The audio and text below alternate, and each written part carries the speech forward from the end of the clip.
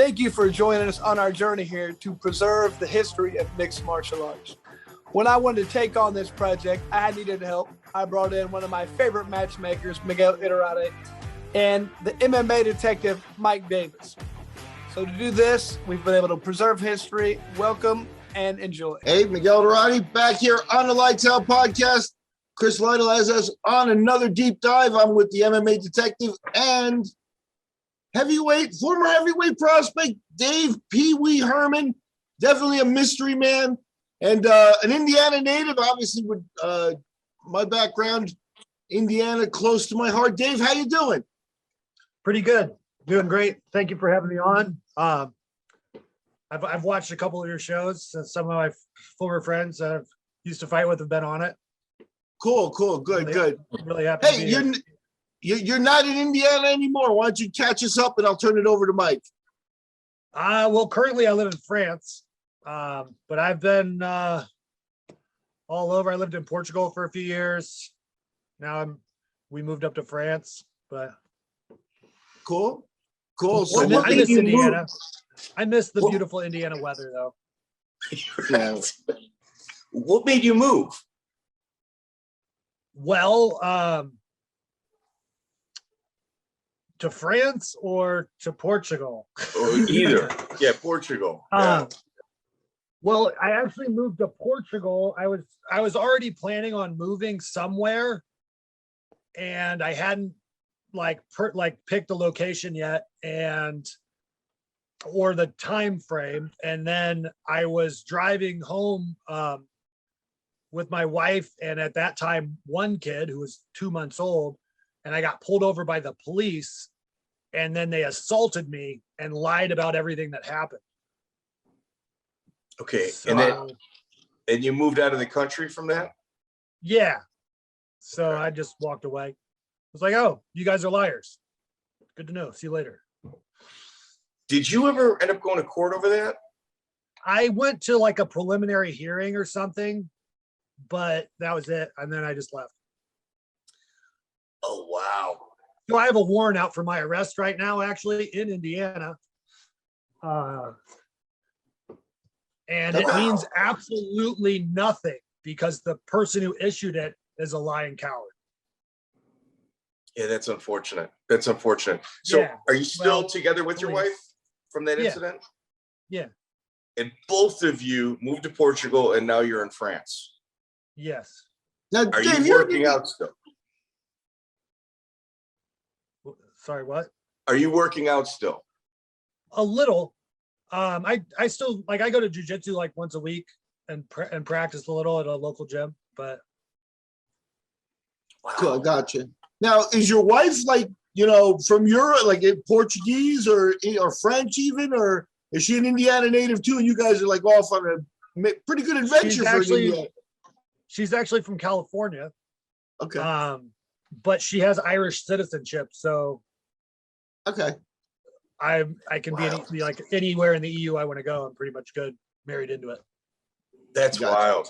That's wild. So your high school career, there's more questions than there are answers. Like on Wikipedia, it says that you wrestled a half a semester and then you wrestled at University of Indiana. Did you have an athletic career in high school in regards to wrestling? Sort of, but my sophomore year was the only year I never wrestled a full season in high school. My freshman year, I went out for the wrestling team, and then I moved schools. I moved from my dad's house to my mom's house, like in the first quarter of the season, maybe, like barely even started.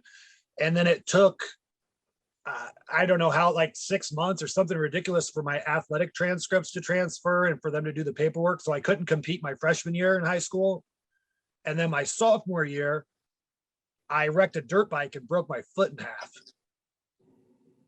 So I couldn't compete most of the year. And then I got cleared early and basically didn't practice all season, and then just jumped in and wrestled like conference sectionals at the end of the season. So I just and then that was it. That was my high school career. So then you walk on at University of Indiana. Yeah. How difficult was that? It wasn't difficult. You just got to show up. I think the one surprising thing was they'll take anybody can show up. You don't even have to know how to wrestle. Anybody can show up. See, and they don't kick people off the wrestling team either. You have to quit if you want to get off. You just kept going. Fair enough. So did you do a lot of or get really bad grades, but I did almost get kicked off for bad grades. Did you do a lot of, street fighting, or, were you like, you seem like a kind of happy-go-lucky guy, I don't know. But fill us in. Were you a bar fighter? Did you bounce? Did you do stuff like that? I did get in some bar fights in college, but prior to that, I'd never been in a fight, or I never really, like, in high school, people were like, oh, he's big, and somebody tells stories, other stories from when I was a kid, and like people get scared, like, oh, nobody wants to fight, so it's not really that, and it's like a bunch of kids just like posturing anyway, so it's not like anything ever happens. But you had like a welterweight build on a heavyweight body. Like your genetic athleticism was pretty scary. And I think you had a pretty high fight IQ as well. I would say that's accurate for what, like, my fight IQ was high. It was very high. For not having really trained fighting. Or, you know what I mean? It's like my technical skill was low, maybe, but my IQ was, once I was in there, I was okay. I agree. I don't know about your technical skill. I would even say, let's go through it. Starting out, it was very low. Yeah, like, everybody's is low. Towards the end, it's like, hey, on the job. You sort of look like maybe you have some technique and might know what you're doing now. But like at the beginning, it was pretty bad. Well, here you landed with Damage Inc., Dustin Neese in that crew. October 28, 2006 is your first amateur fight at Legends of Fighting. I think Darrell McKay was your opponent. Yeah. Do you recall Halloween? It was a Halloween fight. Yeah. It was a Halloween party. Yeah, it was fun. So how do you go from University of Indiana, the wrestling room, all the way to making your MMA debut? How do you hook up with Damage Inc., Dustin Neese, and those guys? Well, when did I first go up there? The first time I actually went to a Legends of Fighting event at, what is it, 8 Seconds? 8 Second Saloon. Was to watch one of my college teammates, Mark Bennett, fight. Okay, I remember him. And I went to his fight. He was fighting like, that looked awesome. Like that, like, can I do this too? Like, that looked like a lot of fun. And you get paid for it. And then also Paul Bradley was the grad assistant at IU that year. So he was like already in Bloomington, and he was looking into getting into MMA also. And he would drive up to the gym in Indy, Damage Inc., and train. And sometimes I would like catch a ride up. Like I went up and worked out there a few times. Not as much as they would have liked, but it was an hour drive. What are you gonna do? So you work out, you hooked up with Paul Bradley, you go to Damage Inc., Darrell McKay. What was your experience like your first time entering into that cage? Well, I was nervous, like you don't really know. And then it just, the bell rings, you go. And then I was way more tired than the fight didn't last very long. And I was like, wow, I didn't know I could get that tired that fast. And it wasn't even, I didn't even really like overexert myself. Like it was just like the adrenaline dump, but it was like, that was only like a minute or two and I'm just exhausted. Yeah. Well, I mean, you knocked him out, obviously. December 8, 2000. I also may have had a beer right beforehand. That's Indiana for you. It's kind of a requirement, I think. Yeah. Let me ask you, what were the weigh-ins for that? I don't even know if I had to weigh in. I was a heavyweight. Like there was okay. It was pre-regulation. Like there were no rules in Indiana. They had like David and Goliath fights and everything else going on. Okay, So, that's cool. Now McCorkle was the second promoter. salute. Yeah, McCorkle was the promoter, correct? yes. It's Sean McCorkle, I believe. How was dealing with him? Or was it his brother? Well, the brother fought in the UFC and the other brother promoted. Yeah, but I think you got the brothers switched up. They switched up. Okay, that's entirely possible. Yeah. I think Okay. Scott was the Probable, I think wasn't Sean was the Okay. fighter. You are correct. I apologize. So what was your experience dealing with him as a promoter? He did a lot of shows. Yeah, it was always pretty good. I only had one ever problem with him, and that was later because he wouldn't call me back. But he, I mean, he's a businessman. He's busy. He's got a lot going on. But like our relationship was pretty good. I really liked Scott. He did a ton of events, man. Yeah, for sure. Yeah, and I mean, just having a place that you can, every weekend or every other weekend, have a place to fight. Like at the time, I mean, you're only getting like $500 a fight starting out. It's like, so I got to fight at least once a month just to cover rent. Your second amateur fight's James Powell. You get another win there, and then you make your pro debut December 31st, 2006. So you've got literally 2 amateur fights in about 2 months, and 3 weeks later, you're making your pro debut against Mike Cook. Yep. That was kind of a big step. I didn't want to do any amateur fights. I wanted to I don't want to do this for free. I'm like, pay me. Why am I here? But they were like, oh no, you need it. They were kind of like talked me into it, try to like scare you, like, oh, there's some dangerous guys out there. You could really get hurt. You should do some amateur fights. There was no difference. There's no difference between the amateur and the pro fights. Hey, you hit it on the head. Yeah, except that you don't get paid. Yeah, like, oh, you're not going to pay me. I got to go risk my life, and you're not going to pay me. This is fun, but I would like some money also. Yeah, a lot of times they usually kind of take care of you anyway. Were you a big ticket seller? No, I was a terrible ticket seller. I've never sold a ticket. I've never sold a ticket to a fight ever in my life. Because you're headlining. Not one. That's insane. Yeah, I never. I was just gonna say, heavyweight's supposed to. Yeah. Some people would. Like that's how they incentive. Like, oh, if you want to make money for a fight, you have to sell tickets. It's like, well, I'm not doing I'll make whatever you pay me. I'm not selling tickets. Mm-hmm.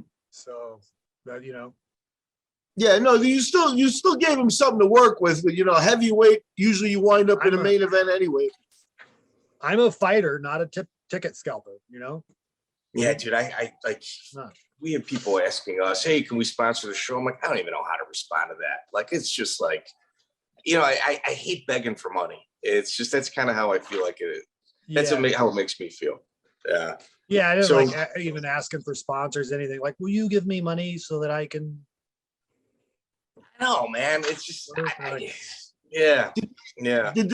Did the promoters hit you up for hey, I need a picture for the poster? Cause you got that poster boy kind of, they could probably milk you that way too. I mean, that's called checking off a lot of boxes, Mike. Thank you. Were you on the posters and stuff? I don't think I was at Legends of Fighting. Okay. But I mean, a lot of the other places I was, but if I was, like, I don't remember. All right. So you made a home at Legends of Fighting. You really made a home there. I was never, I would show up if they, call me, I'll be there next weekend. I don't, I don't need any notice. Like I'm free this weekend. So it's not like I can't drive up to Indy. Yeah. To where like, if you have an opportunity, I'll take it. But I was never like general, like on the local shows, generally they want like a somebody like very popular in Indy, like Chris Price. When I was coming up, like that was like, and Legends of Fighting and in the area, like that was the guy in Indy. Like if you want tickets on your local show, you have him on your card. So you've got a trajectory here. Your first amateur fight's October 28th, 2006. Your first pro fight is December 31st, 2006. February 17th, you're headlining against Jeff Orieze. I figured you were a big ticket seller because you're literally your third pro fight you're headlining. Was I already headlining then? Yeah. I don't even. Yeah. Where was that fight at? You know what? It was Legends of Fighting. It's either 8th or that place in Fort Wayne. It says Plainfield, Indiana. Plainfield? Okay, yeah, I remember that. So, I mean, you go from James Powell, Mike Cook, Jeff Orieze, and then Fight Sports Global with Greg Hammer. That was another thing I actually was upset with when it came to Legends of Fighting, is they always wanted me to fight like later on the card. And I'm like, I want to show up and fight first. Like, I'm here to fight. Let's get this done, and then I can go on with the rest of my day. Like, I'm not trying to sit around and make this take forever. Yeah, right. So you beat Greg Hammer, you're on a roll. Seth Parker is your next event, April 13, 2007. And you're taking fights every 3 weeks because you roll into James Ferguson from the American Submission Fighting Company, Fighting Academy. He's by Team Truth as well. And this is kind of like the first glimpse from us in the audience of just kind of your personality, because you get announced as being sponsored by KY Warning Sensations and Trojan XL. Yeah. I think, I don't know if that was my idea or somebody else's, but it was meant to be a joke.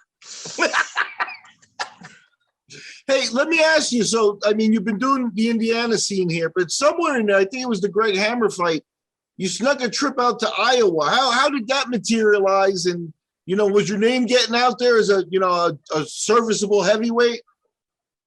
I mean, maybe a little at that time when I got that fight, I was talking to the people in Iowa, and they said, hey, we've got a fight, but they were trying to talk me to fight an amateur too. Like, they're like, our last guy, like his first fight, he put like one punch and shattered the whole side of the guy's face. Like, you should stay amateur. Like, you don't want that to happen to you.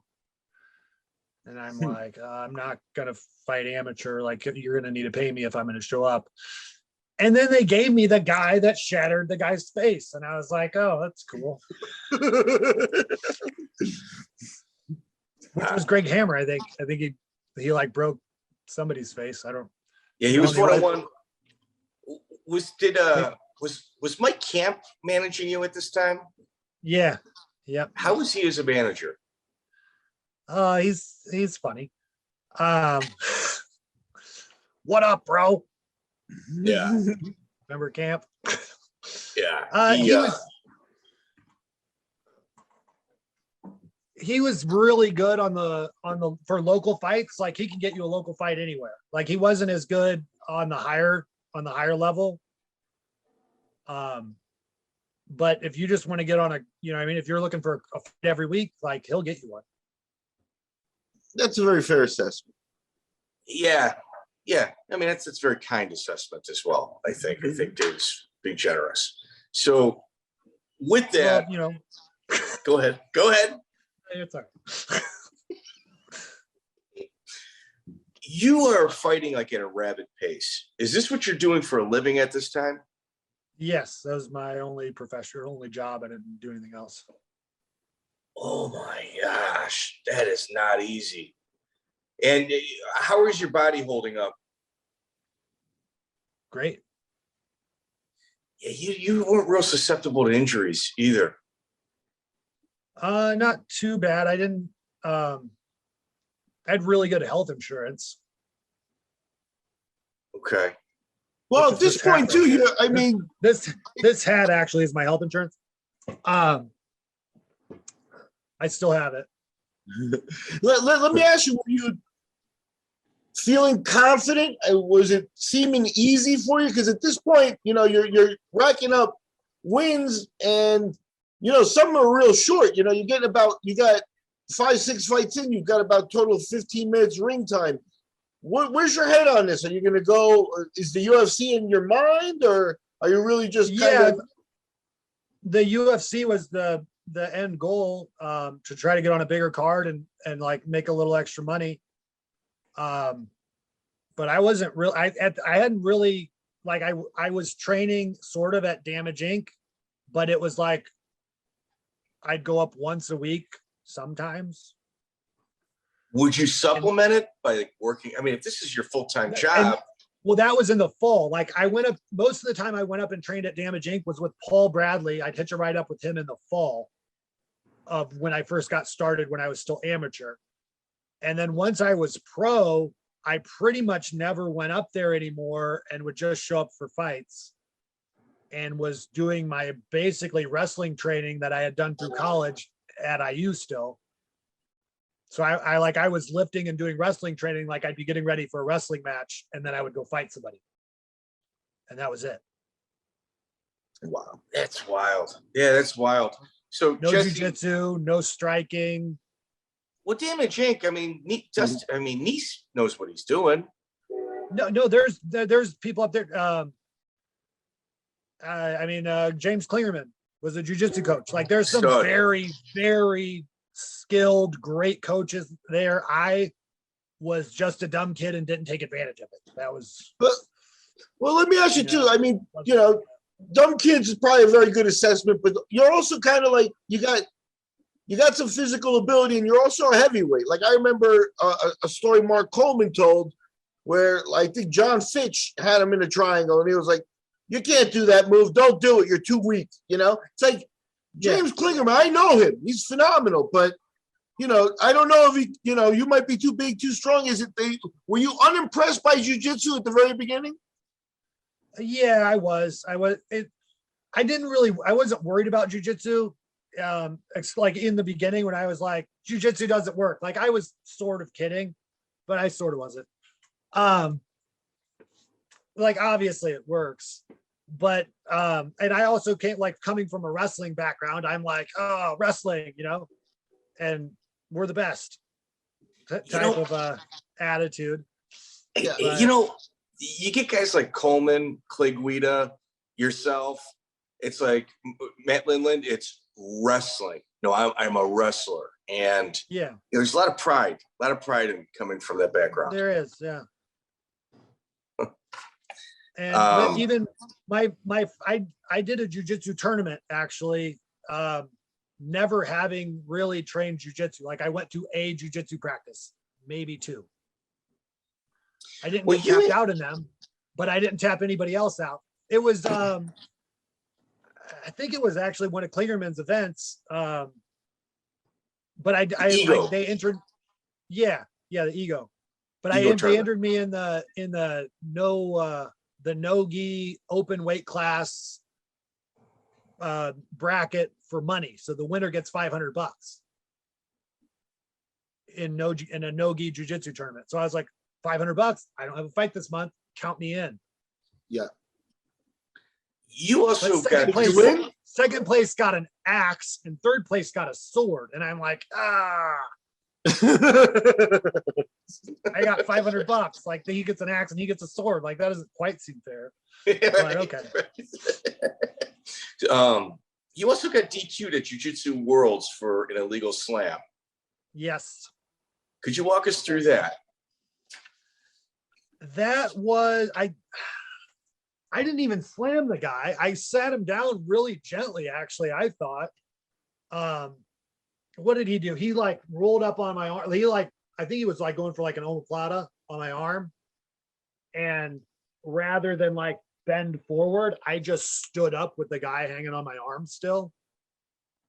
And because it's like, well, you can't do that move if I'm standing up, so I'll just get up. And I'm like, I'm like kind of like jerking my arm a little, like, well, dude's just hanging on my arm. Like, what do I do now? And I ended up actually, like, because my arm was stuck between his legs and he was like hanging upside down on it. So I grabbed the back of his gi, turned him to where he would be landing on his hands and knees rather than on his head, and sat him on the ground. And he went, ugh. And the ref was like, slam, DQ'd. All right.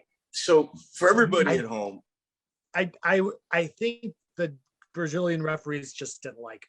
There might have been, like, they didn't like my attitude, how I was doing stuff. I wasn't even really doing jujitsu, all of it, but it was funny. So they put you in the gi, sent you out there. Yeah. All right. So here's the thing with, so everybody at home, Dave is now openly stating jiu-jitsu doesn't work. It's just a magic trick. Once you know how it works, you know, what happens in the end, they can't do it to you. And not only are you saying that and going into MMA bouts, you're also taking this circus to jiu-jitsu tournaments. Yeah. So you're entering into gi tournaments, of which you're not even training in the gi. Correct. Well, at that time I was training in a gi. That was later. That was, I did that tournament after I had lost and started training MMA. Like, I started training jujitsu, I started training, but I had just started. So I was like a 1 or 2 stripe white belt or something, like when I, when I went to that tournament. The best jujitsu tournament, the funniest jujitsu tournament was the Ego. And I had Tristan Yourke was my coach for the tournament. And I didn't know what I was doing. I don't know the rules. Like, I haven't even read the rules. I don't know what they are. So I'm literally just going off of what Tristan is telling me to do. And it was awesome. Like the first guy, like, I went out, I was like, well, I think it was a 10-minute period. First 5 minutes, you can only win by submission. No points. Second 5 minutes, you can score points. So the first 5 minutes, I just stood there and didn't do anything. Because what's the point? You don't get any. And I don't know how to do a submission. So then the second 5 minutes, I just took the guy down and I won. And I was like, oh, I won. Look at that. And then, so then the next guy, I think he was like a brown belt, like, and he was a little better at jujitsu. But like, he saw my first match, and so he sits down and starts butt scooting at me. And, now that I do jujitsu, I enjoy a good butt scoot. But at the time, I'm like, why is this guy butt scooting at me? Like, what's he doing? I just kind of look at Tristan like, what do I do with the butt scooter over here? And he was like, reach down and grab his ankles. And I was like, okay. And I grabbed his ankles, and now I'm holding his ankles, and I look over at Tristan. I'm like, now what do I do? And he's like, that's it. Just hold his ankles. You're engaged. I was like, all right, I can stand here and hold this guy's ankles for 5 minutes, whatever. And then, so I guess he got bored with that after a while and eventually stood up. But he did it with like a minute left in the 10-minute period, which was hilarious. So I got a quick takedown and won. And then in the finals, they actually changed the rules of the turn. Like, they made it so, like, if you're not active, it wasn't quite stalling, or like a passivity stalling call, something like that, to where if you're not doing something, they'll penalize you and give your opponent a point. Okay. They changed the rules just for me in the finals, which I appreciated. And then I ended up like beating that guy like 18-0 or something. Because I had to like actively move around. So I literally just like hands on and just threw the guy all over the mat for 5 minutes, not trying to do a move or get a takedown, just grinding, just wrestling, grinding, hanging, pulling. And after 5 minutes of that, I could do whatever I wanted to the guy for the next 5 minutes. So he was done. So your first real test. I was like, oh, jiu-jitsu, good to know. Yeah. Your first real test, in my opinion, because I think there was a lot more questions than there were answers based on the totality of your short amount of minutes in a fight, was June 9th, 2007. You took a last-minute fight against Andre Musi on NAAFS, Nick Kalikis' promotion. And Musi flew in from Brazil, They had to put, I think it was like Johnny Hendricks. I can't, I remember when they were calling around trying to fill this spot. They brought somebody in from Brazil and you slid in. Yeah, I got that fight on a week's notice. Yeah. Why don't you walk us through that? I mean, it's an incredible moment in your career. Well, I was still in Bloomington. I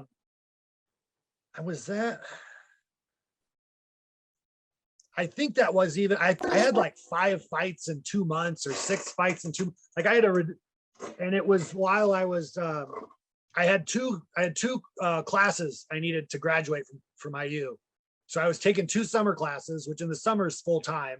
And then I had like 6 fights in those 2 months. And that was one of them that I got on I was going to class every day. I'd get up and do some cardio, get my lifts in, whatever, go to class. And that was pretty much it. I didn't have time to do anything else.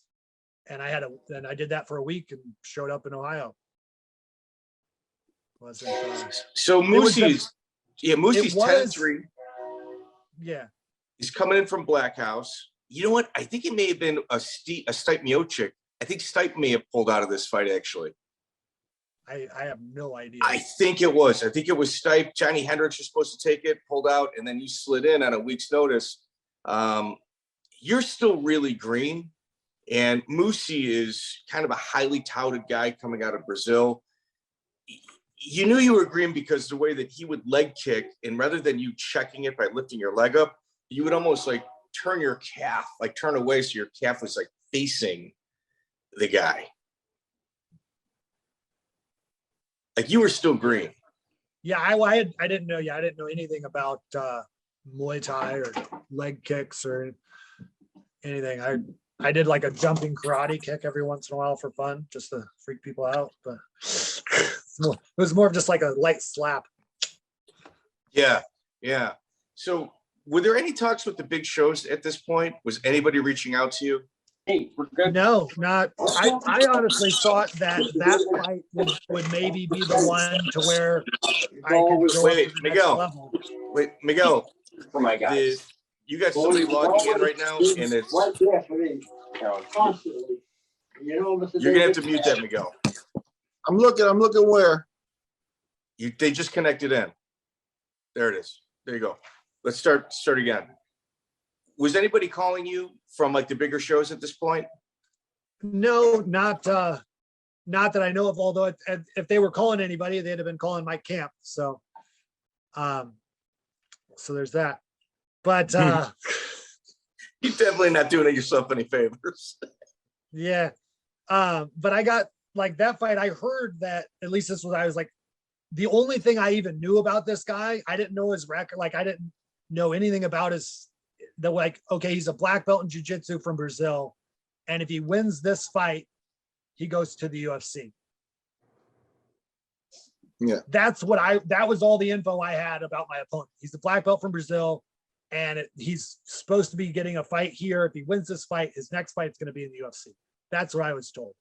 And I was like, all right, cool. So like, this is an opportunity, so I did work extra hard that week to try to make sure like my cardio was good. And I wasn't going to like gas out or anything in the fight. And yeah, it ended up working out. I mean, if you follow the sport now though, guys with what you've done already, you're like 6-7-0 at this point. Guys are already in the UFC with that type of record and in the heavyweight division and stuff. Like at this point, are you feeling like you're paying your dues? Yeah, I thought like, especially after because I thought like if he won that fight, he would be in the UFC. Like if I win this fight, maybe I'll get in. Well, you should in theory. But I mean, I probably could have. I don't think it would have been good for me, just in that I hadn't even really started training yet. So that could have been a rude awakening in the UFC for sure.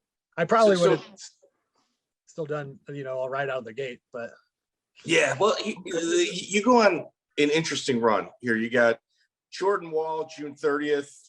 You got Terry Tucker on September 28th, Chuck Geyer on November 30th. and Justin Kahn, December 8th. You had 10 fights in 2007. It was a good year. Yeah, I mean, you had 10 fights in 2007.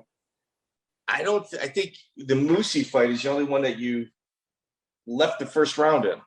No, that was in the first round as well, 3 minutes. No, they were all first rounds. They were all first rounds. And like I said, there's still a lot of questions about you. And then you go to Elite XC February 16th, 2008 against Mario Rinaldi, American top team coach. That was my first time ever going out of the first round. Yes. And I won't forget it. Yeah. Well, so Rinaldi, like Mario's a pretty, he's a little stocky dude, but he's pretty athletic. That's kind of a jump in competition for you. Take us through the fight a little bit more. He was definitely one of my tougher opponents. And he's a wrestler also, so he's tough. But he just wouldn't go down. I don't know. He never did go down. Yeah, Mario came in at 7-2. Even at the end of the fight, the ref stopped it, and he was still standing there, just getting kicked a knee in the face. It's like, So Rinaldi comes in at 7-2. He's a coach at the American top team, Division I wrestler, and his game plan was just try to take you down. Dave, output. It was the absolute worst game plan he could have had. Your output in that first round, most people would have gassed out. I mean, you're not only like a heavyweight, like a legit heavyweight, because you're like in a 240, 250 range, but your build allows you to not only hit hard because your length and torque, but you also got some decent cardio. Like that Rinaldi fight. It could use a little work here and there, but yeah, it was all right. Some days was better than others. Rinaldi fight. I pretty much did gas out in that fight. Luckily, he kind of did too a little. Yeah, he gassed. I think you're talking about the second round. The second round, we pretty much were like, oh, let's just breathe and we'll fight again next round. But with a few punches here and there. Right. You started the third round with a flying knee, and it was so one-sided, man. And going into it, like the pre-fight, Rinaldi was saying, he's just a kid. He's got no experience. He's fought on these low-end shows. I'm, Mario Rinaldi, and man, that was your coming out party, bro. He was right. But some people don't need experience. Yeah, it was pretty wild. It does help though. Yeah. Now, how did you feel? Indiana's one thing. I used to do shows in Indiana, so I got a little feel where you're coming from. How was that Elite XC experience? I liked it. That was my first kind of next level show experience, which was kind of when I started to really actually start benefiting a little more from fighting, like other than I was getting more out of it than just fighting. Like I got a free trip to Hawaii. I got to go to Miami. Like, I'm like actually getting to start travel and see places other than, Indiana and Iowa and Ohio, which are all about the same. Yeah. It's a little world. The world's a little bigger than that, huh? Yeah. So on June 15, 2008, Elite XC, you fight the H2O man, Ron Waterman. And in each of these guys pre-fight, they're like, yeah, we don't really respect him. He hasn't put his time in yet. And, I didn't respect him either. I went surfing the day before that because I was in Hawaii, why not? And I got pretty sunburnt. So like every time he that was probably why I did so. Like if he touched me, I was like, don't touch me, I'm sunburned. And he kept touching me. He can be kind of overbearing at weigh-ins. Was there any issues with you guys there? No, he seemed like a nice guy. I didn't really. That's interesting. Really I don't know. Yeah. What happened in the fight? It's just another guy. It's just another guy that is over there. It's not like. Was it just a matter of you were too fast and too young, too fast, too quick for him? I don't know. Like part of it, what was really good for me at the beginning of my career was actually a problem for me at the end of my career. In that I didn't really care who the other person was. I don't care what their best move is. I don't care what they can do. I'm not even going to look, but I'm going to show up and fight the guy. And so like what the other guy did didn't really make a difference for me. I just, it's just another guy. This is what we're doing today. All right. Wow. So let me kind of frame this for everybody. Ron Waterman comes in at 15-5-2, 11 years of mixed martial art experience.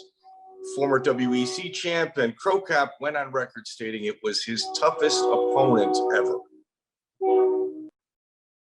So you come in with 18 months of mixed martial art experience, and you came out like kicking and punching, like you came out of the gate really I think fast. I did a funny like flying jump kick or something at him that doesn't even hurt. It's like literally if it lands, it might like be like a light slap in the face, but it was funny. And he didn't see it coming. Yeah. I don't think he's got a good sense of humor either.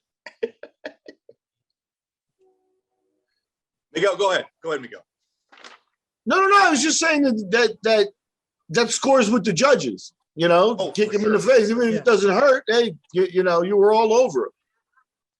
Yeah, and it kind of like just like what was that?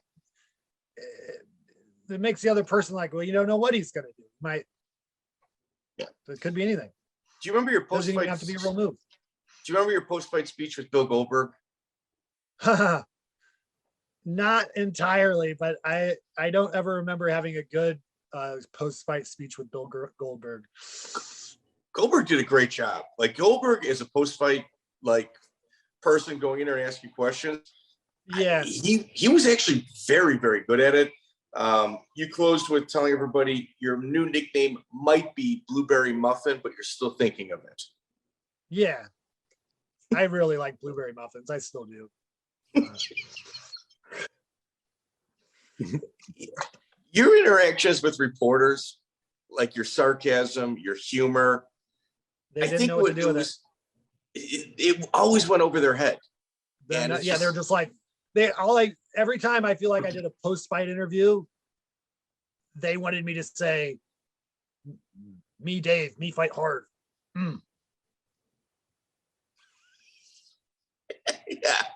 Yeah. And if I stuck to that script, well, we're gonna nail this interview. But as soon as you go off of that, they don't know what to do. So and then like when you get sarcastic or a little bit funny, they get real stiff, like Ariel Helwani and yourself, like you're just like looking at him like, are you serious? Like, are you serious? Like not able to like vamp off of this like real rigid character that you're playing. And I think you were very kind to the reporters, to be honest with you. And I know you were funny. You were kind of throwing them, out of sync, but you were also very kind because most of them, they just didn't know how to react. And I definitely could have been more of a jerk about it. For sure. Yeah. But no, I just wasn't trying to be a jerk. I was just being myself. Yeah. Just a quick little cleanup. The Elite XC announcers, Mike Goldberg, not Bill Goldberg, but I went out and looked Bill it Goldberg, up. bro. Bill Goldberg interviewed him at the end. The pro wrestler? Yes. Okay. That's what I was double checking. I wanted to make sure it was the pro wrestler then. Okay, cool. That's Yes. perfect. Yeah. You fight Ron Waterman. It's kind of your coming out party because people like now are forced to respect you. You fight Kerry Schall in your next bout. There's no video on this at all. Can you walk us through that? Well, I won in the first round. Very similar to most of the other ones. Me, Dave, me hurt him. Yes, pretty much. Kerry's got a pretty big personality too. He's out of Ohio. Meat Truck Inc. under George Gurgel. He was 23-11 at the time. You win in a minute 16. No pre-fight antics with him whatsoever because both of you two are prone to that. Yeah, no, we didn't have any problems or anything. I don't remember a punch thrown. Like, I don't have any memory of being in the cage at that fight. I remember being at the casino and drinking afterwards, but I don't I don't remember the actual fight. But it was only a minute long. So yeah, minute 16. I remember You one do of my realize- friends actually, my biggest memory of that day, one of my friends was up like $500 at the casino. And he was like, "Oh, I'm up $500." And he was hammered drunk, didn't know what was going on. And then I didn't see him until the next day, and he lost everything. Like, well, You do sounds like you had a realize good that you do realize at this point that you beat Meat Truck faster than Fedor did, or does that not play into it? no, I didn't. Fedor beat him too. Yeah, Fedor beat him in a minute 47. It took you a minute 16. And if you didn't notice it, I bet other people did. I didn't even know that. I'm still just today finding this out. I never researched my guys or anything. All right. Yeah. You claim like not knowing, and we believe you. But did you know who the UFC champion was at this time, or did you not care about that either? I'm sure I did. Might not know who it is now or who it was. That, like, back then, the UFC champ was generally not very good. Like, like Brock Lesnar or something. But I don't know. When was the first heavyweight UFC champ that I like really respected and was like, wow, that guy is an amazing fighter? Might that be Miocic? Or maybe, or like Velasquez, or Yes. I was. Who was first? Oh, Couture for sure. Yeah, But I didn't he even say wasn't, Coleman, but that was so far before though. I'm like when Yeah. I was there, like the guys that even Couture was, I think, maybe done.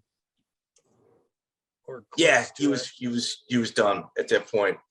So Yeah. you pull into Austin, Texas, King of Combat. You knock out Chris Guillen in a minute 32, and then you go out to Sengoku, where you fight Bae Choi, the Korean.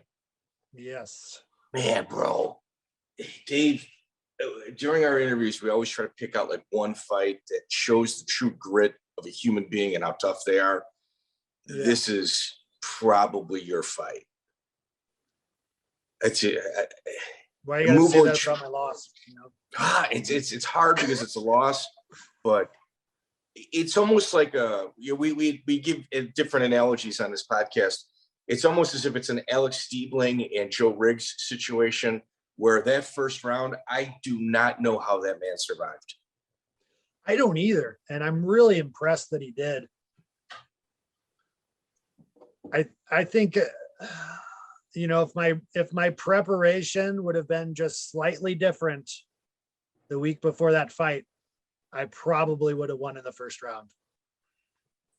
I don't know what more you could have done. I do. Just put him out. Miguel, I'd say there's probably 200 unanswered punches and kicks coming from Dave that all have like fastball written all over them. He completely Homer Simpsoned me that fight and won. I lost to Homer Simpson. Yeah. Yes. I got my ass kicked by Homer Simpson in a fight. Like, that's not. I'm not proud of them about that. Well, it's your first trip to Japan. Was there issues with jet lag or anything? Oh yeah, I didn't really. The time was completely reversed. To where like I couldn't sleep at night. It was rough. It was a rough first experience, and even the what's impressive is my fight prep the week before that. I needed to get a visa to go to Japan, and I was still in Bloomington actually training, but everything closed down for Christmas, so all the sports facilities, everything's closed, so I don't have anywhere to like run or work out or anything, and there's like a foot of snow on the ground. But I had to go to the Japanese embassy to get a visa. I was thinking there's a Japanese embassy in Miami. I can go down to Florida. It'll be nice. I can work out for a week, go to the embassy. I already had this in my head. And they were like, no, you got to go to the embassy in Chicago. They know a guy there, so they can fast track you. So I'm like, oh, great. So I got to drive 4 hours north to Chicago, turn around, drive 4 hours back to Bloomington, then get in a car and drive 16 hours down to Fort Lauderdale.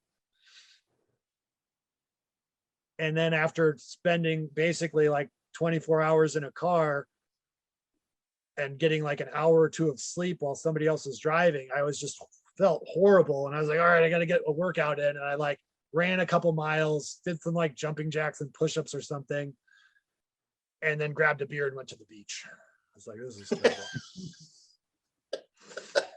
And then we got drunk on the beach all day. I think we went out that night, kind of sober. I tried to like sober up enough that I could get in another workout the next day, but I was just the no sleep and the drinking and all that time in the car. I was pretty run down.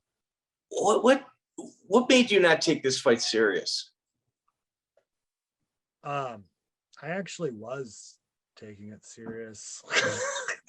that was serious for me. Like I got in my workouts, they were just really bad. And I think part of it, like if I'd have had the facilities open in Bloomington to where I could have still worked out and done everything, it wouldn't have been a big deal. But I just, for some reason, got it in my head, I'm going to Florida. And so I did. Okay. And then on my trip back from Florida, I then had a 16-hour drive back up to Bloomington.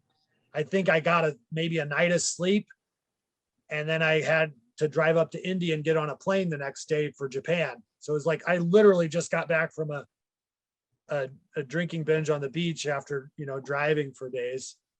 Mm-hmm. And then I got to get on a plane, fly 12 hours or whatever it was to Japan, and then do like the jet lag and everything else. And there was like a snowstorm or something. Detroit or Minneapolis, one of the airports got shut down. So my corner can't, like, I don't have anybody come. I'm like literally just on a plane going to Japan completely by myself. Don't know anybody, can't talk to anybody. They're like, whatever, I guess I'm fighting some guy in Japan. We'll figure it out later. And then like a day or two later, one of my corners was able to come along also once the airports opened back up. Did you actually spend New Year's Eve in Japan? Was that cool? I did 1 year. Was that the year? That was January 4th, 2009. No, you fight December 30th, a little later on. I think my last fight in Japan was on New Year's. How did you like the country of Japan? It was different. I don't really like cities, and it's very mostly urban. Mostly what I saw was like Tokyo. It's like I've never seen highways stacked on top of highways before. Like, let alone all the people they stacked on top of each other. But it's not. I mean, the countryside was nice. Like I met nice people, but I just don't like big cities. Okay. From there, you get a Bellator contract, May 1st, 2009. You're actually in a fifth installment of Bellator with Josh Barnes. So you're finally getting the recognition that it is you needed. Is Shu Hirata managing you at this time, or are you still with Mike Camp? At that time I was still with Mike, but Mike was working with Shu, which is how I got to Japan in the first place. About to say, yeah. And then Shu was the one who then got me. I think Shu actually was the one who got me into Elite XC and Japan and the UFC, but like Mike Camp was going through him. Yeah, I can guarantee it. Yeah, they didn't want to deal with Mike. Yeah, pretty much. So you knock out Josh Burns 445. You wind up in shark fights against mixed martial arts legend Don Frye. What an honor. In Texas. Yes. In Texas, yes. Amarillo. Yeah. How does that fight come together? Well, I was when that fight happened, I was in was that during the lawsuit with Bellator or no? I'm trying to think. No, not yet. Not yet. I think I was already in a lawsuit with Bellator at that point. Was it really? Because were you in the tournament? Or was that, what date was that? No, I wasn't in the tournament. They signed me and then just like never gave me a fight, just kind of jerked me around. So May 1st was your first Bellator fight, and then Don Frye was September 12th. And I caught an interview in regards to your lawsuit with Bellator, and this is Bjorn Rebney. There's a reason Bjorn Rebney. Yeah, I hadn't. I don't think that had started yet. This was one of the fights that Bjorn Rebney, great guy. Yeah. This was one of the fights that he gave me, I guess, permission or whatever. Like when I signed the contract with them, it was under the condition that I would be able to fight other places, not just with Bellator exclusively. And when I signed the contract, I already had my first fight in Japan was already scheduled at that point. So, and that was against Bae Choi. But they signed me undefeated, and then I lost. So once I lost, they were upset and like, oh, we signed an undefeated guy. Now you're worthless and we're going to treat you like crap. And they wouldn't get the fight against Josh Barnes kind of took forever. And like, they weren't very friendly or nice or professional about it. And then I couldn't get any other fights. It's 4 months in between the two. Yeah, I couldn't get any other fights, They weren't giving me any other fights. I kept complaining. I'm like, this is the least I've ever fought ever. What's going on? And they wouldn't have any fights, and they wouldn't let me fight anywhere else. Then they let me fight. They gave me permission, I guess, to fight Don Frye. And I mean, that went well for me, but that was like the other fight they gave me permission to do. And which, I mean, I was just happy to be fighting again. It was also nice to meet Don. Yeah. He is funny. He's a funny guy. I like him. So with Bellator, Bjorn Rebney, in essence, he's an old school boxing guy, literally thrown out of the sport of boxing, winds up in MMA. Because of his superb honesty, I'm sure.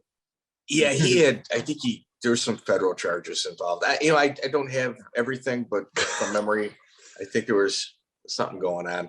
And he starts handling himself in a boxing way. Like at this point, I mean, even say today, boxing is just ridiculous. Like wait, Deontay Wilder, Tyson Fury, Anthony Joshua, they just can't really figure out that heavyweight situation. And that encapsulates the sport of boxing. And he's trying to handle himself the same way in MMA as he did in boxing. And it's not very well received. This is one of the examples. Yeah.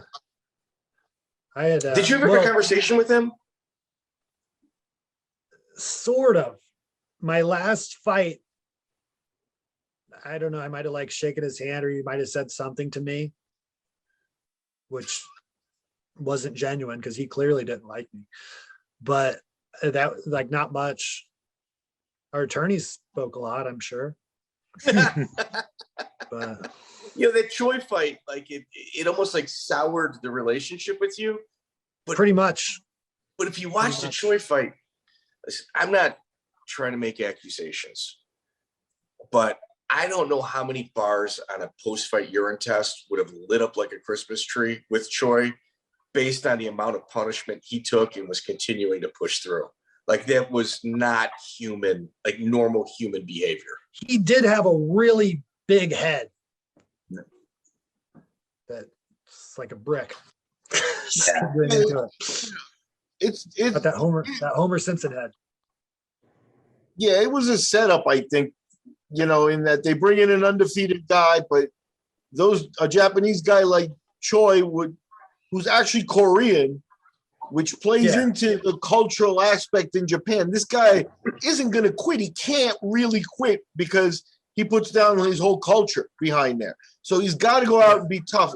And a lot of them have suffered in their fights for it. You know what I mean? And in this case, he kind of weathered through it. But I'm kind of not surprised if any other outcome, and I think there was some funny business there, but that might be the only real sign that this was legit, was that, they didn't call it. It was definitely legit. Miguel. No, I know. I was pretty, like, after the first round, I went back to my corner and sat down and then just immediately stood back up. And my friend who was cornering me was like, "What's wrong?" I was like, "Dude, I can't sit down. If I sit down, I won't be able to get back up again. I got to keep moving or I'm done."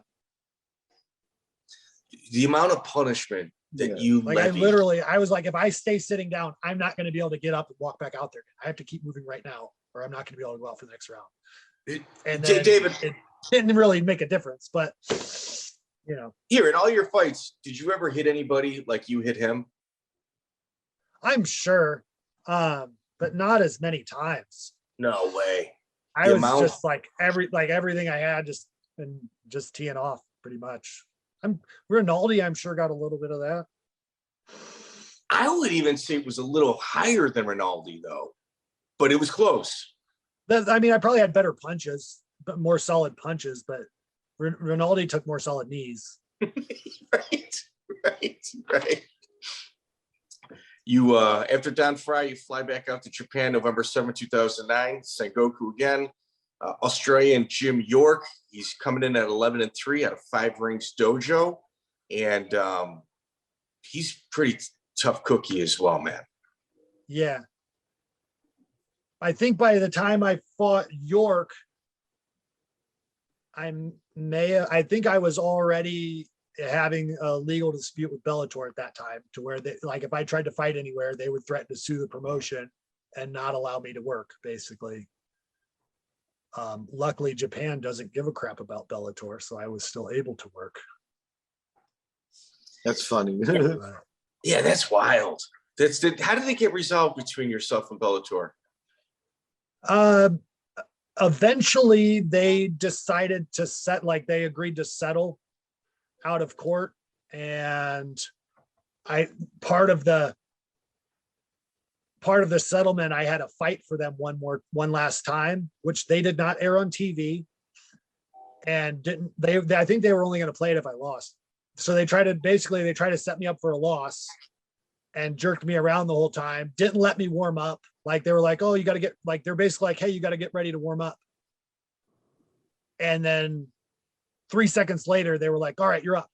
And my corner was like, "No, he's not warmed up yet. We're not going out yet." And I was like, No, it's fine. It'll be okay. Let's just. It's an old boxing move. Miguel Montel Griffin, they did that to him with Roy Jones in the second fight. That's an old school boxing move. Kind of make you either a swing bout or change the order and try to push you out cold. Yeah. Yeah. Yep. Which I thought I was just like, I know what game he's playing. I don't care. I can fight cold. I'm ready. And then my opponent warmed me up with a punch in the mouth. I was like, all right, yeah, now I am warm. Yeah, that's your next fight, actually, or a couple fights from now. So with Jim Yourke, tough guy. He dropped down for a straight Achilles lock. You're on your back. You want to explain how you get the knockout? I axe kicks to the head. From your back. Yeah. I was just like, I don't know what to do here. I don't know what he's doing. I'm just kicking. Is it his head was there, my leg was there. Like, well, Dave used the heel. Together. Yeah, Dave used the heel of his foot and just cracked Yourke unconscious. That I actually kind of felt bad for. Yeah. Like that might have taken a few years off of that guy's life. I would say it did. Yeah. And he is tough. Yeah. From there, that's November 7, 2009, May 14th, 2010. So you've got a lot of time and space in between, and you're kind of a wild guy. I mean, a lot of times that free time can, lend itself to you either getting out of shape or, doing crazy stuff. And you get flown out to Abu Dhabi Fighting Championships, Sokoudjou. Now, for everybody at home, Sokoudjou, his third career fight was against Glover Teixeira, which he lost. His fourth fight was against Rodrigo Nogueira, of which he won. In his fifth fight, he beat Ricardo Arona. So this guy is that blue chip athlete coming out of Team Quest. Yeah. I got that fight, that was another short notice fight, like on a week or two notice. Mike Camp actually did get that one for me, I think. The pay wasn't good. It wasn't? No, it was bad. It was real bad. I was like the lowest paid guy on the whole card. What was it, if you don't mind me asking? Like $2,500 To fight Sokoudjou? Yeah, on a week's notice. In Abu Dhabi, it's not like there's not money there. You know, it's like we're Yeah, it's like in the richest country in the world. But at the time, I was not able to get fights anywhere. I was in a legal battle with Bellator, so I couldn't fight in the US, which is where all of my opportunities were. And I'm like, $2,500 for to fight this weekend. I used to fight people for fight. I'd show up for fight for $500 this weekend. Why would I not show up in Abu Dhabi to fight for $2,500? Yeah, I mean, you like to travel too. You can't turn that down. Yeah, really. and I got a free trip to Abu Dhabi, which was awesome. Although at the time, it was like, because I was still young and being raised in the US with, and just having your brain programmed with the news and the media and the TV, I'm like, I'm going to the Middle East. What's going to happen? Yeah. There's probably towelhead terrorists over there or something. And then you get there and you're like, oh, there's just a bunch of really nice people here, same as everywhere else. Everything I saw in the news was actually a lie. Interesting. Yeah. Why don't you walk us through your fight with Sokoudjou? Because that is, I mean, he's arguably one of the top 10 in the world at this point. My only goal for that fight was to hit a spinning back kick, like a spinning heel kick. And I threw it. It went right over his head, and I didn't hit it. But, and then I think I actually fell down, rolled up underneath him, and got a takedown from the ground somehow. I don't know. We were going back on our feet. I know he shot on me, and I was like punching him in the head, and I got his head in a position to where I could knee it. And I'm like, oh, sweet. But his knees were on the ground, and I kneed him in the head they were real short knees. Wasn't hard. You know what I mean? Like I'd punched him harder than I need him. But you were going in for the finish. You had him finished. Yeah, I was like, he was tired. He was gassing out. And I was thinking, all right, if I can get a couple good hits in now, maybe it'll be over. And then the ref stopped it for, an illegal move. And then somebody, I won't say who, pretended to be hurt. So that they wouldn't have to continue. We used the process of elimination for that one. So yeah, Sokoudjou, he had a terrible reputation for being a dirty fighter. And it was kind of surprising to see him on the receiving end. But I think you got caught in the rules issue because in Japan at this time, that was legal. Yeah. Well, it's constantly changing. It was just like a slip in the, in the moment. I was like, I can hit him here. I was like, oh, you can't do that one. But, or even like how I won against Jim Yourke in Japan. That was illegal everywhere else. Yeah. Yeah. So you had Ed Clay in your corner. What was your relationship like with him? It was pretty good. We were roommates. He invited me down to Nashville to start training. Like after I lost to Bae Choi in Japan, like a week or 2 weeks after that, I went down to Nashville and met Ed. Mike Camp set us up.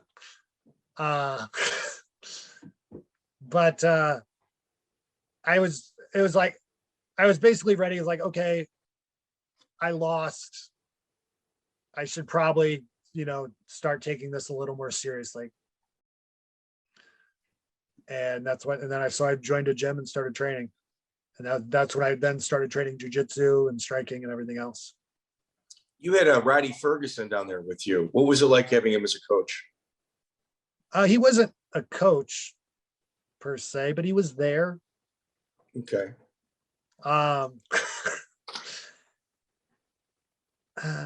What do I say about Roddy Ferguson?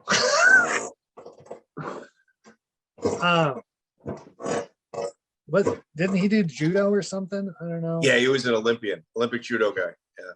I think he's also Kimbo's half brother or cousin or first cousin or something. I think they're cousins. He was interesting, funny, very intelligent, spoke many languages. When it comes to fighting, maybe he was better at judo than he was at fighting. I don't know. Wasn't really. Okay. Well, you had mentioned a Bellator lawsuit. Michael Kita is the person that you're referring to, your opponent. He's, you're representing Brentwood Wrestling Club out of Nashville, Tennessee. Michael's 10-4. That was a local high school wrestling, room that I was training at for that fight because Ed kicked me out of his gym.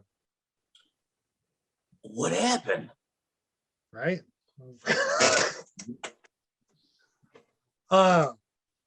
In the fight or with Ed, if you don't mind, if you're comfortable. No. Well, it was kind of funny. It actually started like when was that? Is that 2 weeks out, 3 weeks out? I don't know. It was like 2 or 3 weeks out. I think it was 3 weeks out. I was my friend Rob, who ended up cornering me for that fight. He's also from Indiana. We were like home visiting family or something, and we were driving back. And we were driving back to Nashville for practice.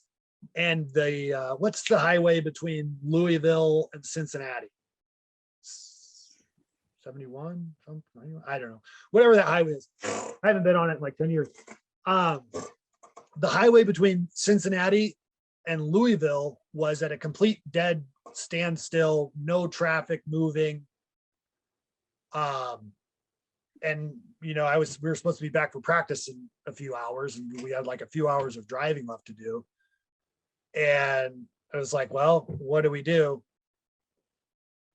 And rather than just sit there and in traffic forever, Helton's my friend's dad had a property in Kentucky, somewhere in the middle of Kentucky. So I pulled a U-turn in the middle of the highway and started going the other way, and then just got off on the next exit. And we started driving through the hills of Kentucky trying to find this property out in the woods. We didn't find it. But eventually we did make it back to Nashville. And we had missed all of the practices, everything. Rob also worked at the gym. So like I was supposed to be at practice, he was supposed to be at work. It was all my fault. But Ed was like, you should have he was kind of having like a power trip or something, like some kind of a control thing. It's like he didn't have any over me. So maybe he was trying to use it over Rob because he was an employee.